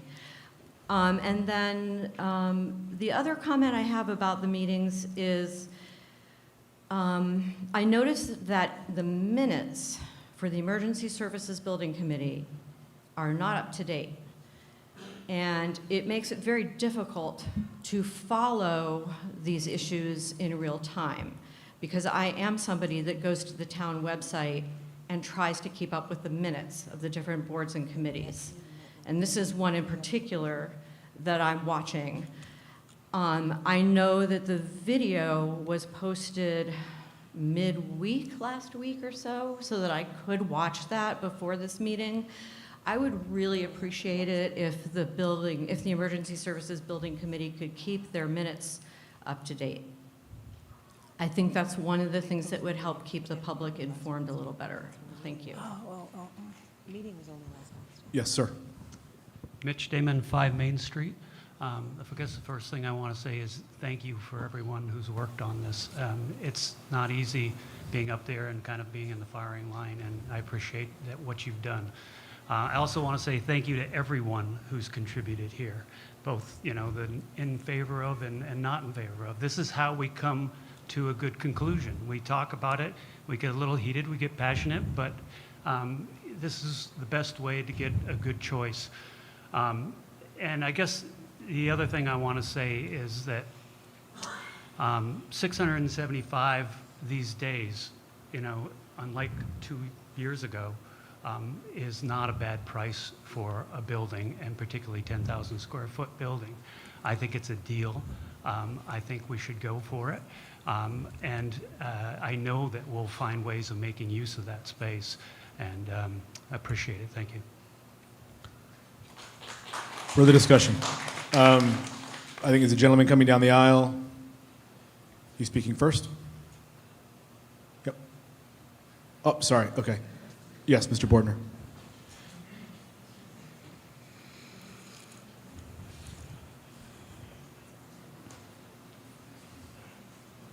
Brian Bordner, Ashwillet Road.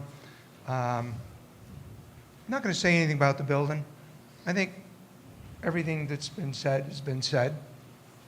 I'm more of a interest in the exact need. And I'm going to just make a statement, in my personal opinion, that I think having a police presence in the town hall is a good thing.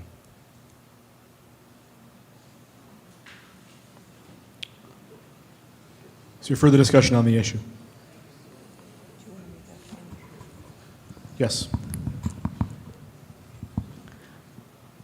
I just wanted to clarify, you're authorizing us to do a purchase and sale, to move forward with a purchase. This is the first step. Purchase and sale of any property always comes with conditions and inspections and ways of exiting it if it's not appropriate. So we can talk about dollars. We're actually at the beginning of a new process because we just went through 2 to 3 years of developing a very firm $13.5 million project that got basically rejected. We didn't hit the 2/3. So now we're at the beginning of the process, and the next step is to do the purchase and sale with conditions so that everyone's concerns about if this ends up being not appropriate for the town or for the departments, or the conditions aren't met, that the actual building itself has issues and we can't address them in a reasonable manner, then we won't do it. But we need to take a step. That's why we're here. I wouldn't vote to even have a special town meeting if I didn't think we had something reasonable, at least to start, completely different than from the last two efforts in 2012 and 2023, with very limited sites after evaluating 20 sites over the last 12 years or whatever it is. I wouldn't bother putting it in front of you, quite frankly. The other thing is, we will come back to you. The next step would be to come back to you with more information. And the points regarding communication and outreach are duly noted. I've been on the select board for 3 years. It is really hard to get everybody's attention all at once. And now, even though these can be a little stuffy and long, I'm like, okay, we have everyone in the room, as someone was pointing out. Let's make a decision. So I just want to clarify those points for you. Thank you very much. Yes. Yep. Deb Putnam, Old Wendell Road. I'd like to propose that we make this a ballot vote, please. Is that a motion? That is a motion. There was a second over here. This is a motion to fix the method of voting. So we're not actually voting on the issue yet. We're going to take a vote on when we do actually vote on the main motion, whether to do so by ballot or not. Would all in favor of voting by ballot on this item, please raise your hand. Would all opposed, please raise your hand. Clearly passes. When we vote on this item, we'll do so by paper ballot. Moving back to debate on the main motion. Is there any further discussion on this item? Seeing none. Yes, sir. Again, I'm Terry Marashli, and I live on 38 School Street. I may be under a misunderstanding here, but what I've heard is that because the first motion didn't pass, and that we're in this, we don't have enough money, even for the third motion, that we can take that money out of an existing fund that we have. Now, I believe that's what's said. My thought is, well, why, if we can take that money out of an existing fund, why can't we take the money out of the existing fund for the research and development? $300,000 is quite a bit of money. That way we don't have to go through this part about, well, we trust the select board, we trust they're going to do what they say, but we know we're all human beings, we all have different viewpoints, and even though I may trust that I'm on the right path, there may be people who don't believe I'm on the right path, and that's their right. So for me, it would be, if this motion doesn't pass, then why not just take the money out of the fund that we already have and start the research and development? That seems to be very sensible and doable. All right, thank you. Any further discussion on the item? Yes. I don't know if you want me to answer any of those questions, since I know the numbers probably better. The available funding that we had, that we tried to move from stabilization in the cell tower, is no longer available since the article was voted down. We have about 190,000 left from previous appropriations. So and the reason they brought this to you this way was because they wanted to know, since the last time they purchased the property and did all the testing and then brought a project, and that was rejected, the idea was, are you on board with this concept? Do you want to say, yes, we like this concept, we'll authorize you to potentially do a purchase and sale, but do all the investigation, come back to us with an estimate, which you would vote on prior to the execution of the purchase and sale. Those conditions would be in the purchase and sale agreement that we would negotiate over the summer. So this article, although because of the way it's worded, because of the way it has to be legally, says that the select board can execute that. I think it's the full intention of the board, as Alex said, not to execute the purchase and sale without meeting all of the conditions, one of which is return to town meeting in fall with the actual estimate, because unless we do all the bidding again, which we don't want to spend all that money, we heard that loud and clear, come back with a pretty good estimate, that has to get approved at town meeting, or we don't purchase the property. It's one of the conditions we will put in the purchase and sale. You can say, don't execute this article, but then we have no hold on the building at all. So if one of the parties sells one piece of it or leases it to someone else, we have no negotiating power, and if we do all that research to see whether it's a viable option, it seems kind of a wasted effort if we won't be able to have both pieces of the building. So we were trying to come with a new concept, which is engage the town at the beginning. Do you like the new concept? Do you want to consider this? Do you want to hold this, negotiate it while we explore it, instead of spending all the money to explore up front, bid up front, come with a firm price, flip it on its head, because we heard at town meeting that we had spent too much money doing that, and say, if you like the concept, the building seems like a viable option, let us negotiate it, explore it, condition it, and then execute it in the fall if the funding is approved by you at a special town meeting in the fall. But those funds that are available are fairly slim because we didn't add to them in the first article. So now we will be very slim on how much research and development we can do. We have some of that funding set aside for that, and we'll have a little bit maybe to get some more consultants because we have to hold some money available theoretically because you voted this. So without the original 312 is not available to us now. You didn't move it into the fund. The 450 is not available to us. You didn't move it into the fund. So we only have that 500 plus 190. Is there further discussion on the item? Seeing none, as a reminder, we are going to vote by ballot. This does take a 2/3 majority. If I could ask the counters to come to the front real quick. Also, if the Finance Committee could give up their table for a moment and we can just push that table back against the stage, this will be a whole lot easier. If we can just check the ballot boxes real quick to make sure they're empty.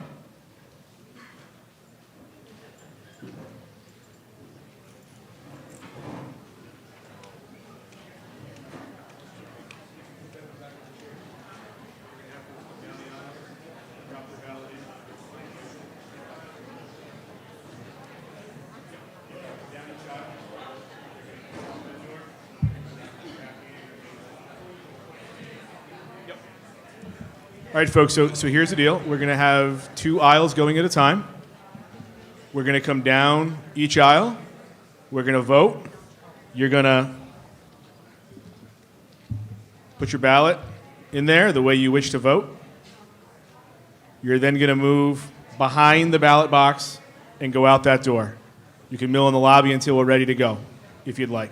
So we're going to come down the aisles, drop our vote in there, get the second card, in case we have another vote.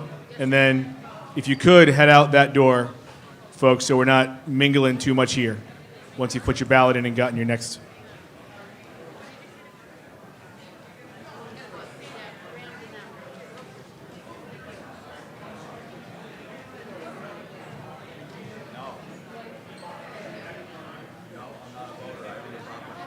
Oh, okay.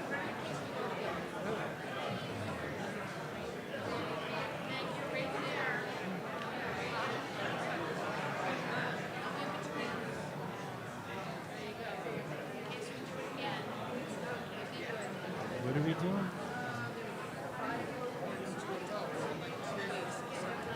I went also to Nepal on that Oh, program. wow, Nepal. Oh. It was, she was there for 3 months. I was only there.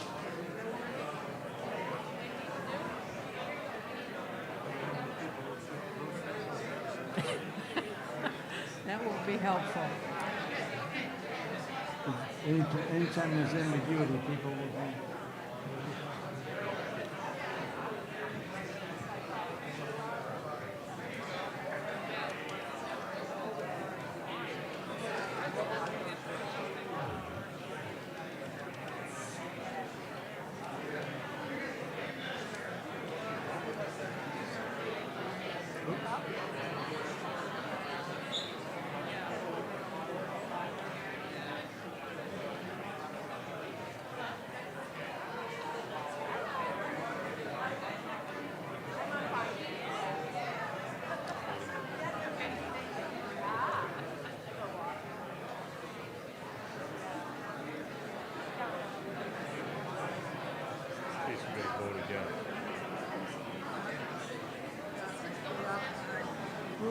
Yeah.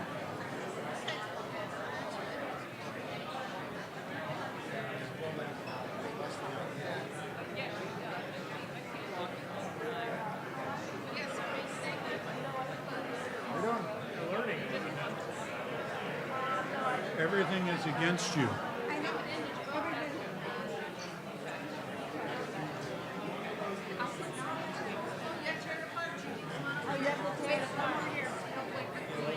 Right. Okay. Oh, I don't know. Or I think. That's what I did. I don't know. The Asherlock Road thing was pretty funny.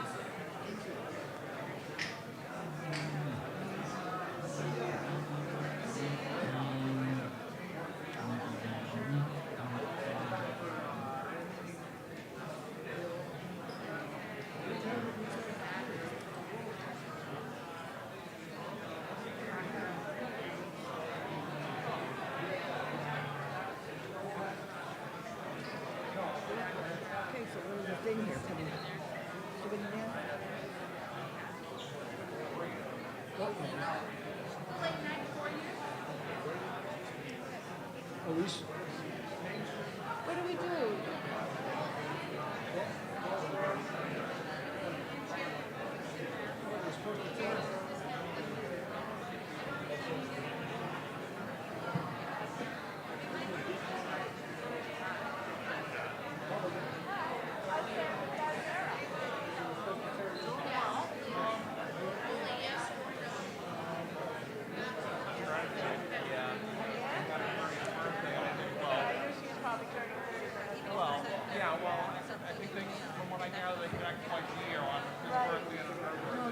Necessarily true, but he's gonna throw it away. Do it with the regular.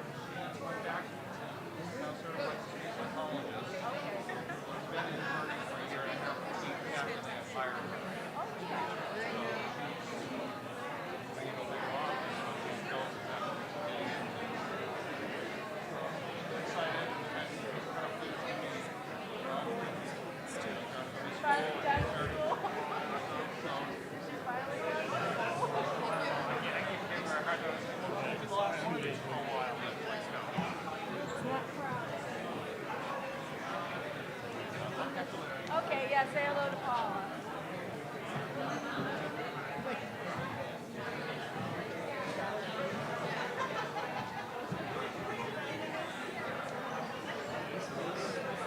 Oops, sorry. While they're counting, yes, but not yet. While they're counting. Yeah, that one I don't think will require the counters. We may. It's going to be really quick too. Number 5 may require the counters. So we'll just have to. And really bring it back to life. There's still some folks here. Yep. Oh, I know. There's still some folks here.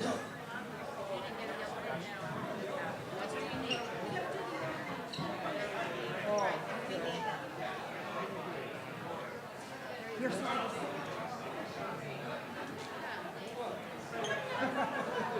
tear it apart.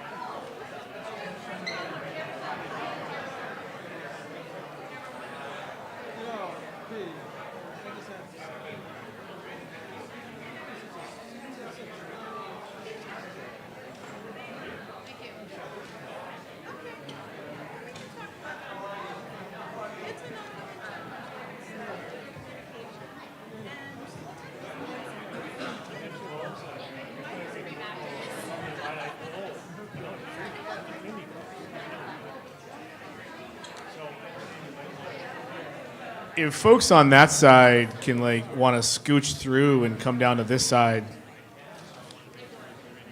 you might vote earlier.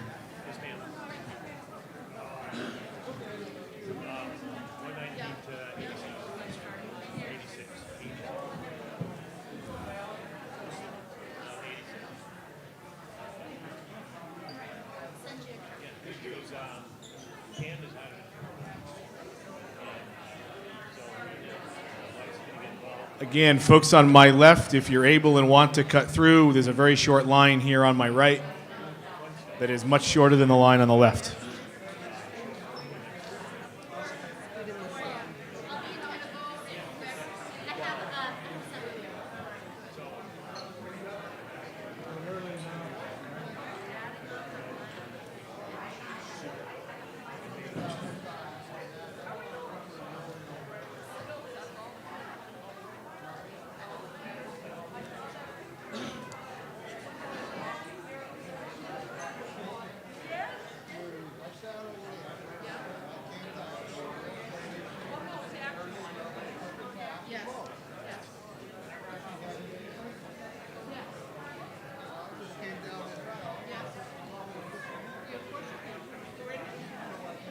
Good to see you too.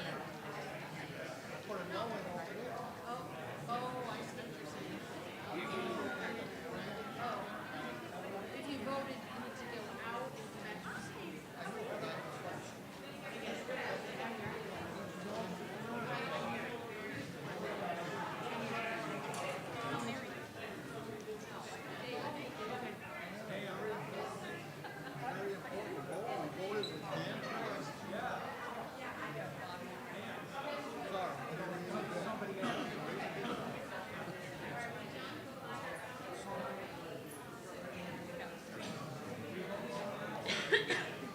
If you haven't voted, has everybody voted?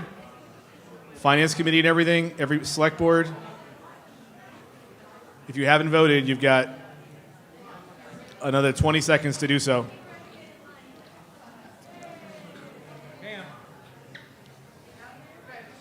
All right. All right, has everybody voted? Who needs to vote? Who wants to vote? All right. Yes, if you can go count. Could some kind volunteer by the door mention that we are going to go right to Article 4 while we wait for the counting on 3?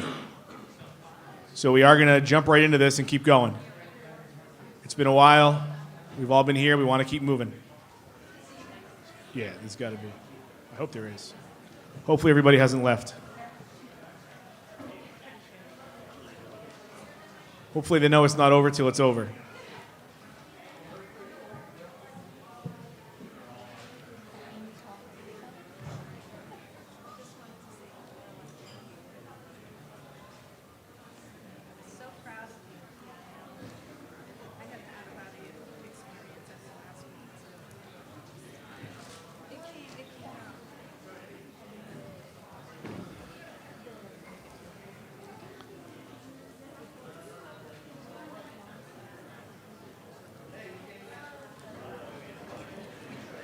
If folks could find a seat pretty quick, we are wanting to get rolling right into Article 4 while we wait for the count on Article 3.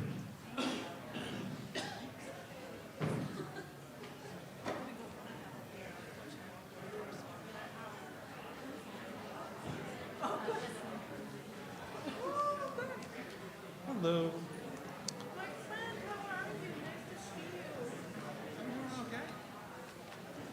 All right, I'm going to guess going. Hopefully this debate will take a couple minutes if anybody is trickling in. On Article 4.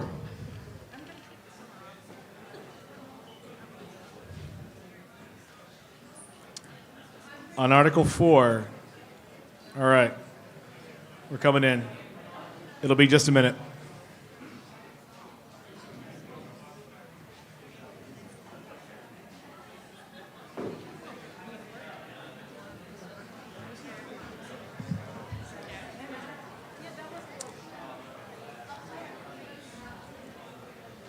All right, one more quick call. On Article 4,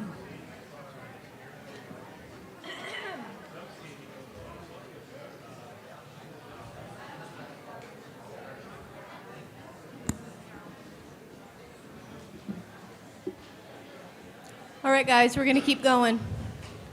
If you can just jump right in, we'll start and people will sit down.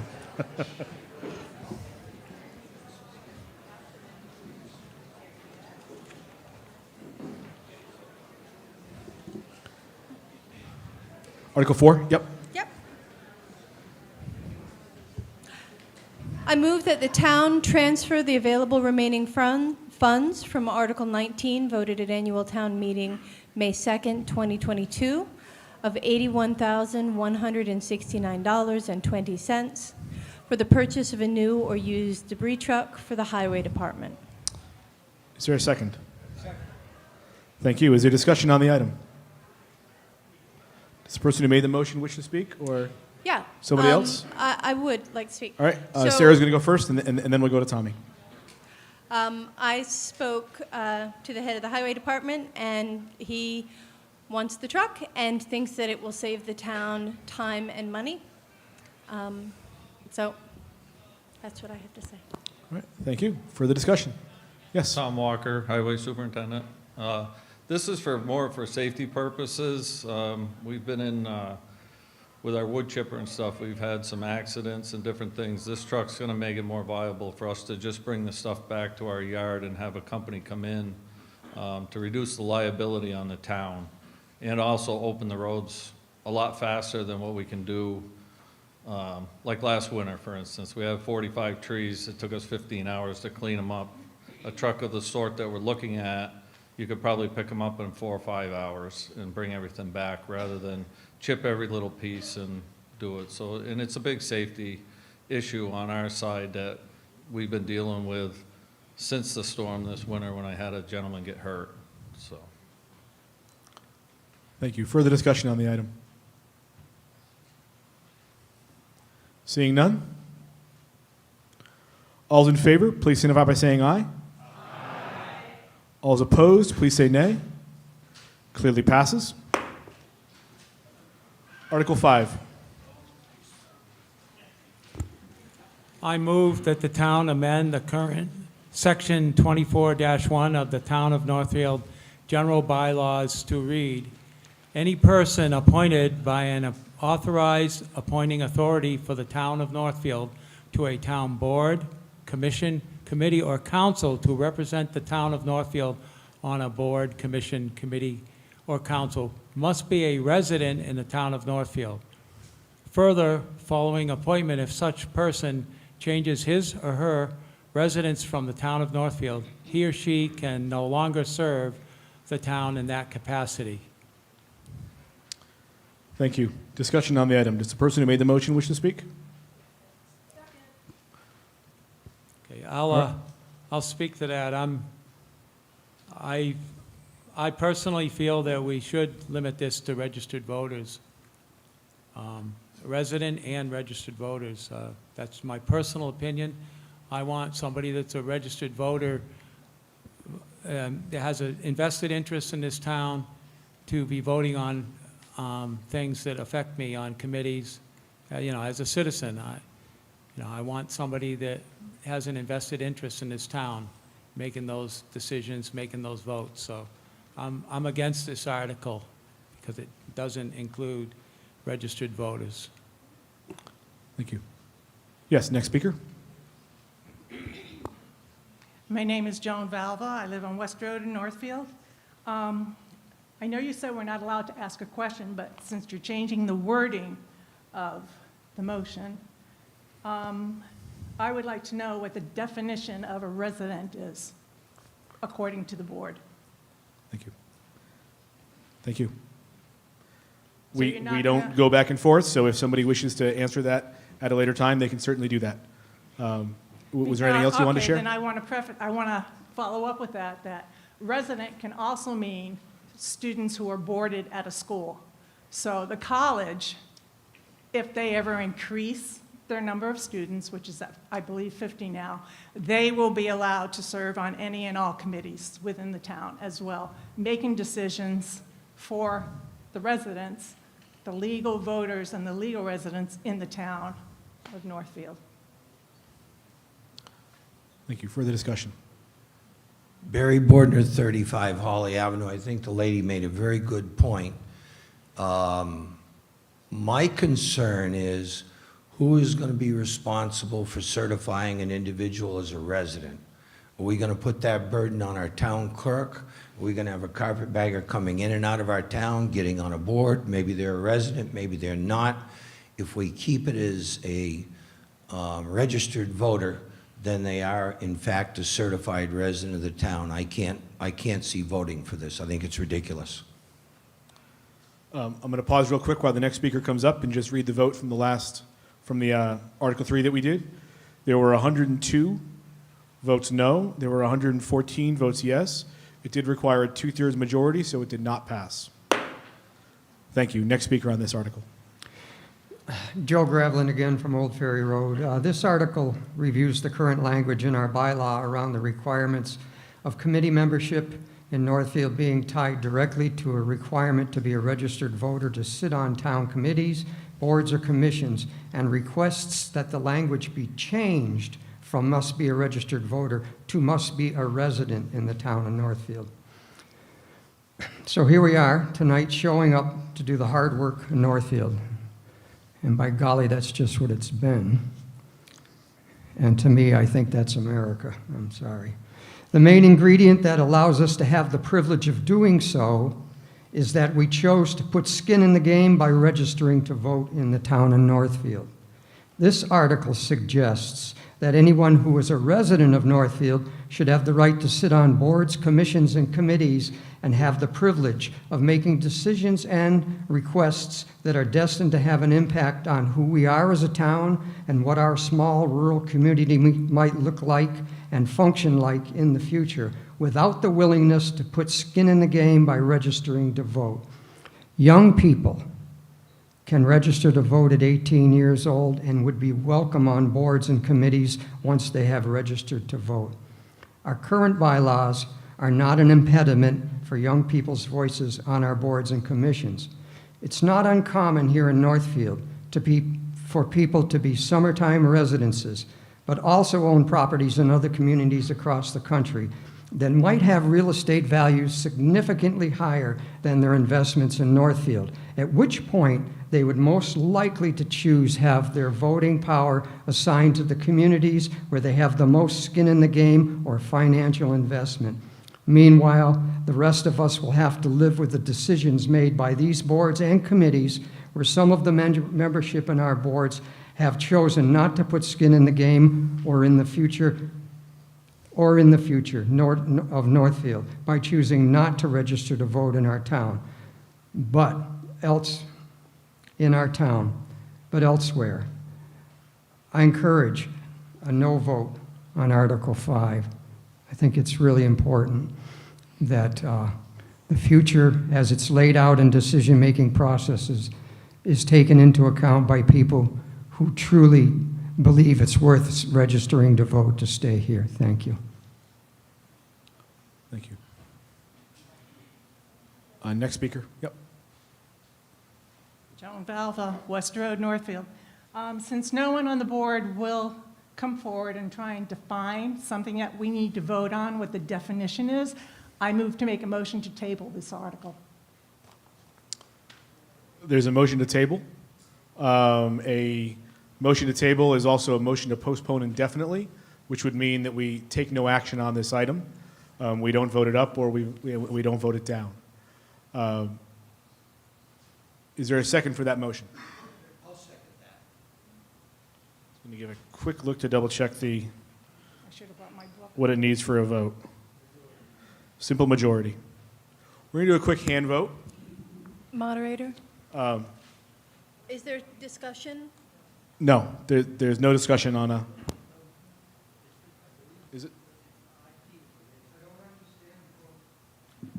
Give me just a second to check something and then we can explain.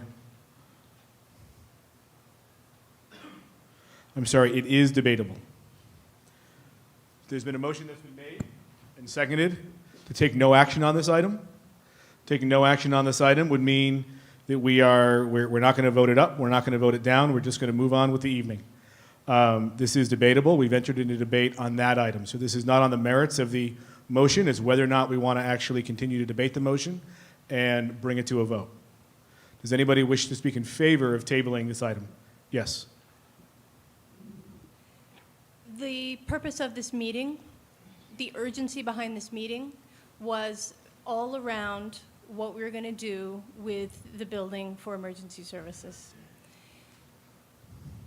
We had a very short time I'm sorry, Sarah Kearns.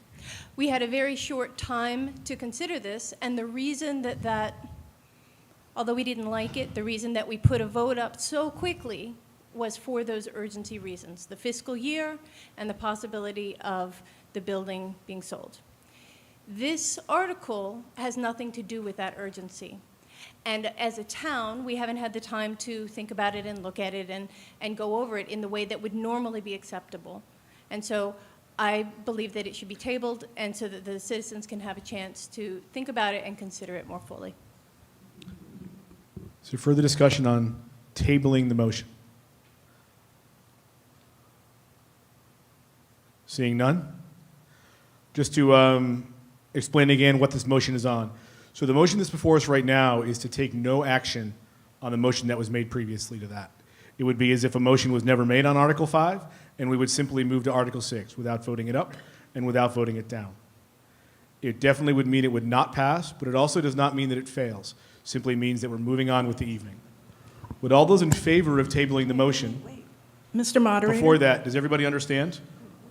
Point of order. If we're going to talk in favor of tabling, is there the opportunity to speak against tabling? Certainly. It is open for debate right now. Okay. Entirely. Does anybody else wish to speak at all on the motion? Yes. So some things have to come before town meeting, and when we call a town meeting, we add on what seem to be fairly simple changes to expand the volunteer base. So will not be voting in favor of tabling this motion. I think it needs to be discussed, and happy to provide more feedback to the questions so far. Thank you. So further debate. Is there anybody else who hasn't spoken on this one yet? I would like to speak. Certainly. Yeah. I don't think it's a simple thing. I think since no one can define exactly to us the definition of what a resident in this town is, we should not be changing. Mr. Moderator, I'm just going to point out that we haven't been able to speak thus far on the actual motion. We have to speak on this motion to table. I had asked you earlier. Please, no crosstalk, please. We need to be recognized in order to speak.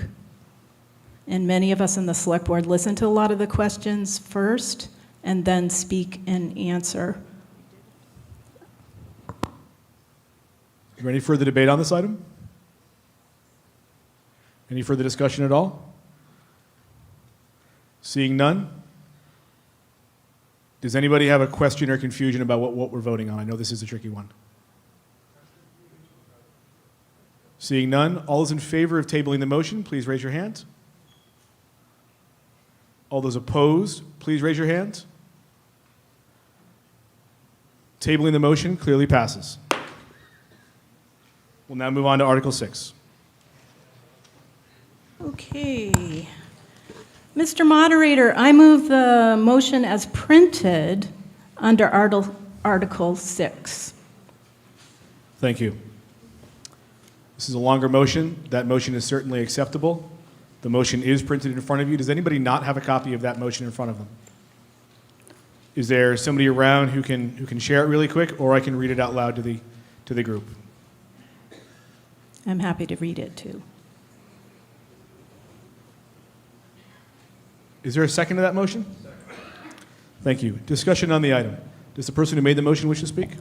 Yes, I just wanted to point out again on the town meeting that this is an opportunity, and this is why I thought we placed this here, was that the town actually has 21 properties that have been acquired through various means, mostly through tax or land courts. These properties are in the custody currently of the tax collector. Some properties that have been owned by the town for many years, some of these go back decades, actually. So in the process of going through all of these, we wanted to start bringing some of those properties forward. And what we are doing with this particular article is we are not disposing of the properties. That is not what we're asking. What we're asking for, because legally, the select board is responsible for property and contracts for the town. What we're asking you to do is to move the custody of the properties that are listed from the tax collector to the select board. That's all this article is. Going forward, if you give us permission with these properties, we will bring them up before the select board on regular agendas and meetings to discuss how to take care of these properties. Some of them, for example, I'm not picking any particular thing, some of them could go into conservation. Some of them might be useful from a recreation standpoint, and the ones that are buildable and would bring money to the town and make sense to get out of the tax collector and back on the rolls, that's what we're asking for. So we're not asking to discuss the particular properties, we're asking for you to transfer custody from the tax collector to the select board so the select board can begin to work through these properties and bring them before select board meetings and figure out what to do with the properties. And hopefully in some of these cases, bringing money back into the town. Thank you. Thank you. I'd just like to provide a clarification. The motion in front of us does actually authorize the select board to convey said properties, so they could sell them. The motion could be amended to remove that piece of it, but the motion in front of us does actually authorize the sale of said properties as well. The select board would have to take actions in a select board meeting to do that, but it does authorize that. Is there further discussion on the item?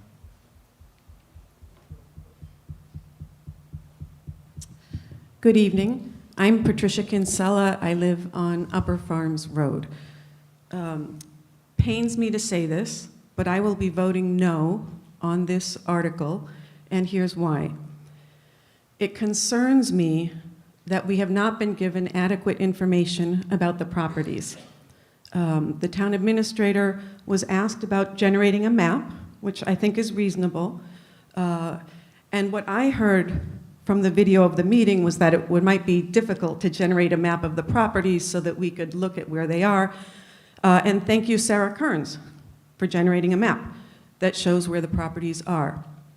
It concerns me that a member of select board, and I understand everyone's working so hard, we all work really hard, has said just a minute ago that select board would need to come before the town again before selling the properties, and the moderator has said, nope, the motion actually says select board may sell the properties. I'm concerned that such an important article wasn't part of the full regular town meeting. In municipal life, I work for the district, our lives are governed by the fiscal year, and the fiscal year includes the annual spring town meetings.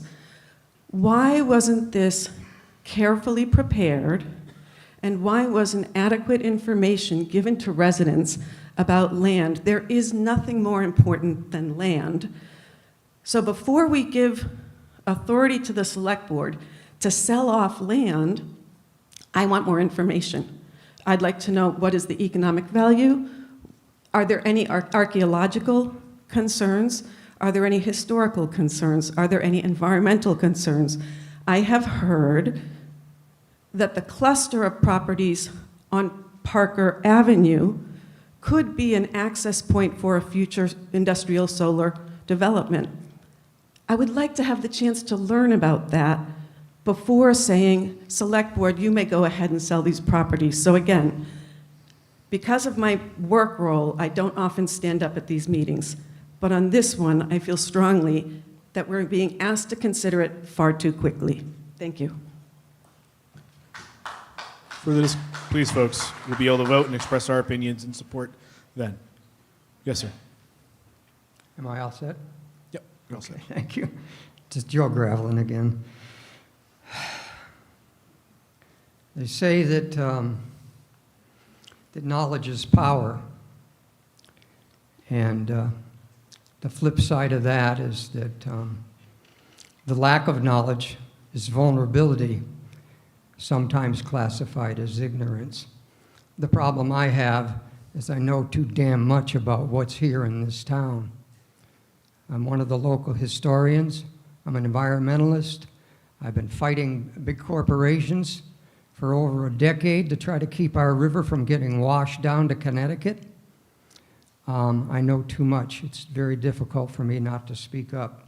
So, Article 6, to see if the town, that's those of us here tonight, will vote to transfer the care, custody, and control of certain properties in Northfield from boards and commissions having the care, custody, and control for those properties to the select board to do whatever they want with these properties. That really is the true language. What Article 6 fails to detail for us is, as a town, what specifically are we hoping to accomplish with this article? Also, this article fails to help us understand why we should be assigning such an unlimited scope of power to the select board to sell off the assets of the town of Northfield without fully understanding what part these properties might be playing in the ecology and well-being of our landscape here. It also fails to help us understand who might be the prospective buyers for some of these properties, private citizens, national or multinational corporations. How will that affect our small rural community in the future? As I sat at the select board meeting last night, I came to realize that almost no one on the board had even seen the maps that are identified with the properties in this article, and as such, by circumstance, had almost no understanding of the impact that these properties have on the landscape here in Northfield. There are properties that are significant to the ecology of our farming community and our natural environment, including contiguous wetlands associated with the Great Meadows and the farming activities that exist there, as well as a 16-acre parcel of land off of Swamp Road running parallel with Kia Brook, which is a historically and culturally important section of Northfield. I acquired the maps, studied the landscape, and drove around, and got no sense that the select board understood what they were asking. Before voting in the affirmative on something like this, we need to engage as a community and understand what is at risk. I strongly encourage a no vote on Article 6. Mr. Moderator, Yes. just a clarification. So if they're not in the custody of the select board, we can't actually move. It's a catch-22. We can't evaluate them. We can't move forward. They're not in the custody of the select board. Each property, if it was going to be disposed and there was a contract or the next step of doing conservation restriction on a piece of property, speaking as someone who has also spent time fighting for the river and working side by side with a lot of my friends on historical and land issues. These would come before the select board for evaluation and to figure out what to do with each of these parcels. Some of them may go into conservation, but we can't even make those determinations without having custody of them. So it's a bit of a catch-22. And all of these properties are listed on the website through the assessor's website, and that's where I looked at the properties. I actually did that with a citizen who has spoken tonight via Zoom. We looked at those parcels and how to look them up on the website. So I appreciate the visual maps, and I think they would be useful as we get into discussion at future select board on each of these properties. Thank you. Thank you. Is there further discussion on this item?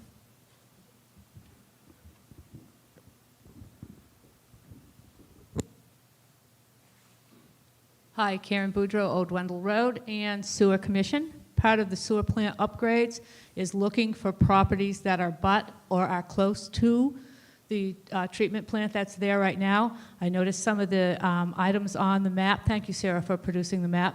Some of the items that are on there, and I asked the select board that if this does pass, please keep the sewer commission in mind, because it would be, in my opinion, quite wasteful to sell property when the sewer commission could use it without having to buy property and pass the cost on to other people in the town. Thank you.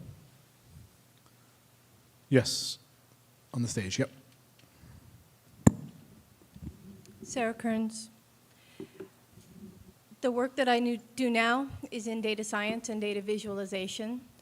And one of the very most important things, it's how people understand data. That's what I study. And one of the very most important things is to allow people to see it, okay? And this, I don't know all that much about these properties. And that's one of the problems, because we just heard about it 2 weeks ago. So it falls under a similar issue. We had urgency for this meeting for a particular purpose. This item is not part of that particular purpose. However, B is correct. We can't do anything with the property, we can't research the property if it's not in the select board control. So I suggest an amendment that requires the select board to have a citizens roundtable before disposing of any of these properties.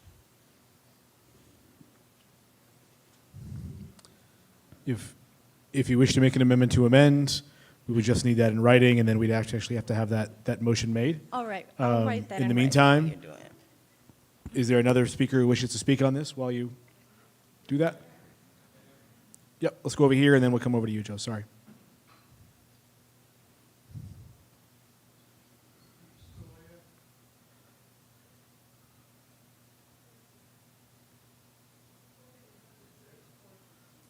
It's a hidden switch on top, Steve. If you don't have fingernails, you might as well go home.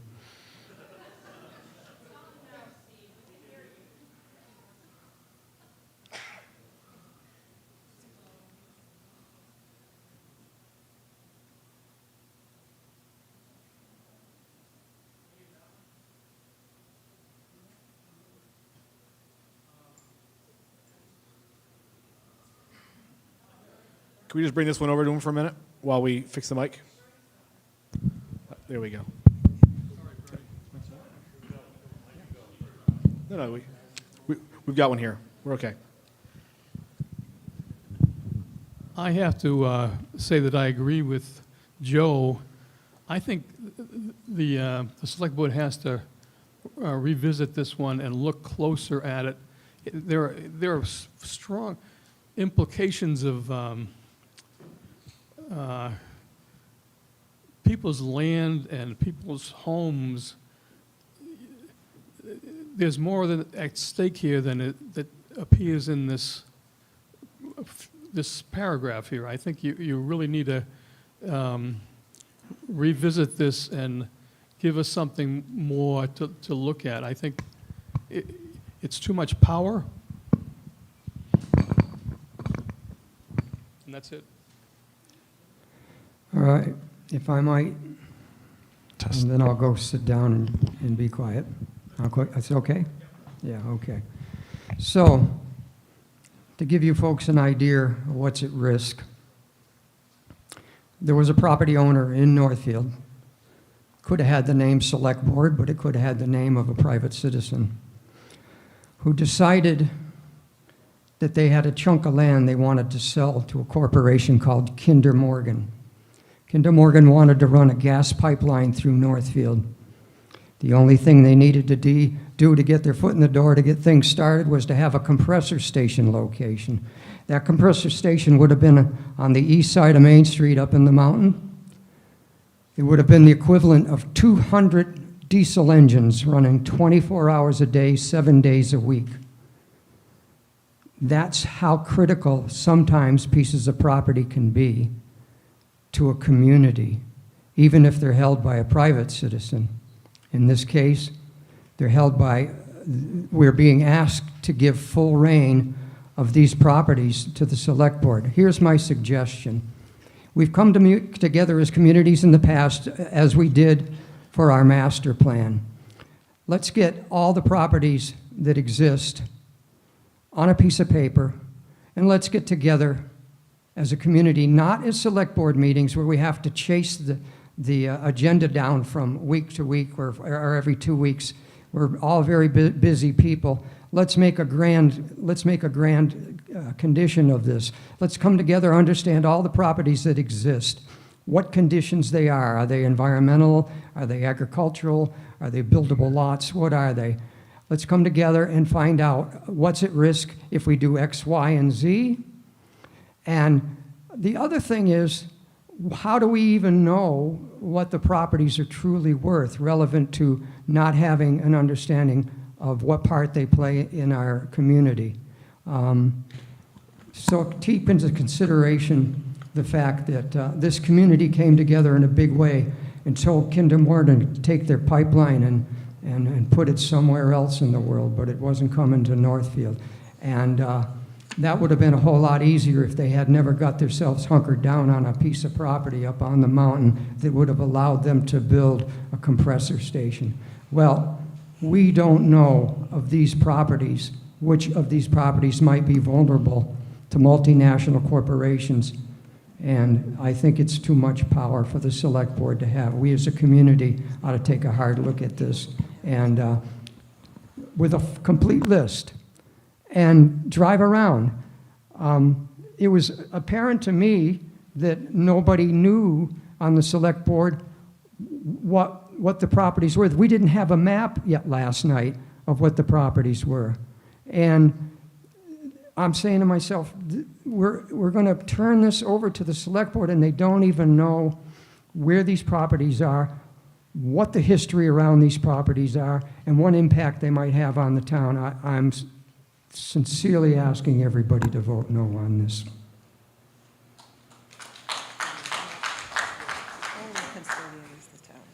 My name is Homer Stavely. I live on Lyman Road, at the end of Lyman Road.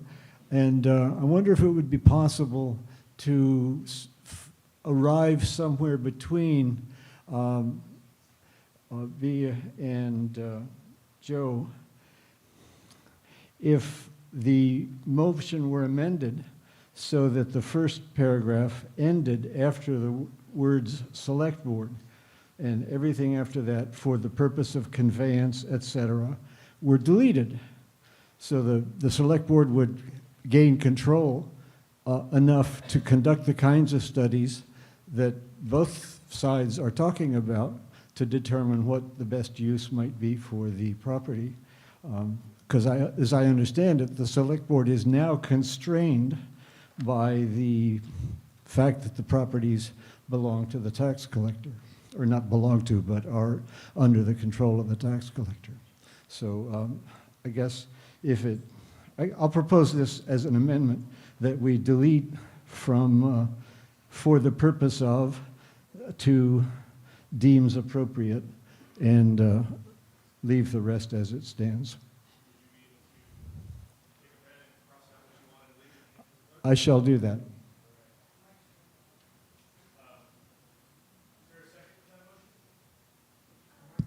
I'm sorry, is there a second to that motion?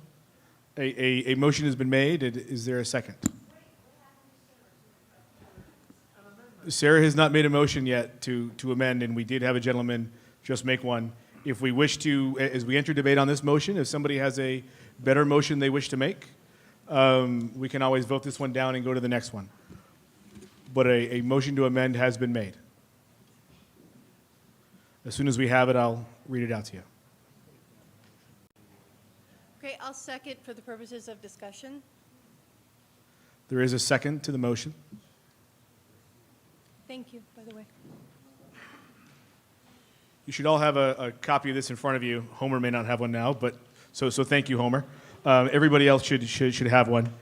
The motion is to amend the main motion to delete for the purposes of conveyance and authorize the select board to convey said properties by such method, including auction, and on such terms and conditions and for such consideration as the Select Board deems appropriate. It would still have the first clause, it would still have the list of properties, but it would remove the language that I just read aloud. Is there any questions on that before we go into debate? Yes.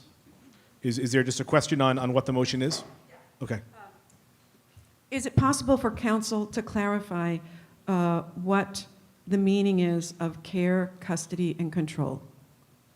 So we'll get into that because that's more of the content. Is there just any questions on literally the language that we're deleting and which we're keeping first? All right, seeing none, we can go into discussion. There's already been a request. If somebody would like to speak to that, including council, we'd be happy to have that information. Hello, I'm happy to. Through you, Mr. Moderator, my name is Jeffrey Blake, and thank you for having me here tonight. Care, custody, and control is a legal term that essentially means that the Board of Selectmen or the Select Board has the authority to maintain the property and make decisions regarding the property. If they want to convey it, they would have to come back to town meeting to convey it. But at this point, it becomes under their control. Conservation land is typically under the care, custody, and control of the Conservation Commission.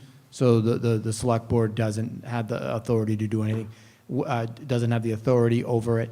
The tax title custodian, when you take a property for tax title, the tax title custodian, oftentimes the collector, has the care, custody, and control, and the only thing he or she can do with that property is auction it. So by putting it in the care, custody, and control of the Board of the Select Board, you then allow the board to take over and, like I say, the care, custody, and control of the property. They can't convey it without coming to you to a town meeting in order to convey. Thank you. Further discussion on the item? I have a question. Yes. Hello? Sarah Kearns. So could I clarify that, did you say that care, custody, and control meant that we could auction it? Through you, Mr. Moderator, no. Okay, Care, great, custody, and thank you. control means, the care, custody, it's in the care, custody, and control right now of the tax title custodian. The only thing that he or she could do is auction it. Once it's transferred to the Select Board, you then have the ability to make determinations as to putting plants on there or plantings or the like. If you wanted to convey it or any of the parcels that are under your care, custody, and control, you would have to come to town meeting for the authorization to convey. Thank you for the clarification. And that would require a 2/3 vote. That would likely require, there are some instances where not, but it would likely require 2/3 vote. Further discussion on the item?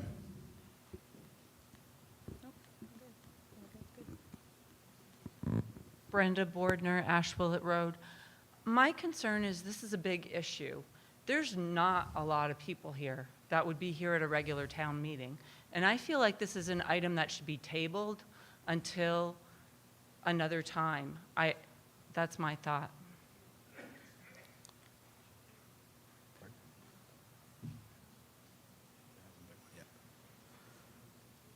Any further discussion on the item? Would she need to make a Seeing motion none? to table? I didn't hear a motion. I heard an expression that somebody thought that would be a good idea. I'm not seeing further discussion. I didn't hear, if somebody wishes to make a motion to table the item, we could certainly do that. That is debatable. It sounds like there's no further debate on the issue, so we could just move right to voting it up or down if people wish.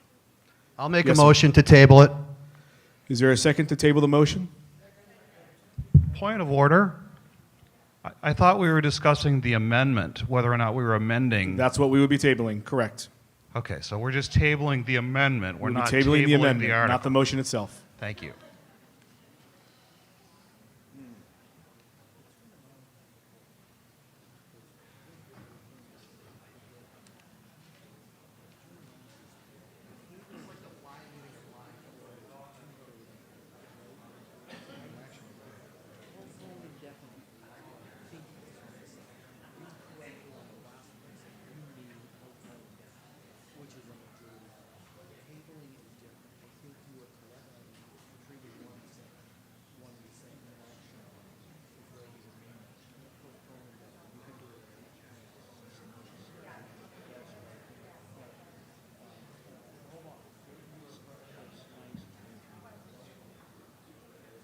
We'll stand in recess for a minute.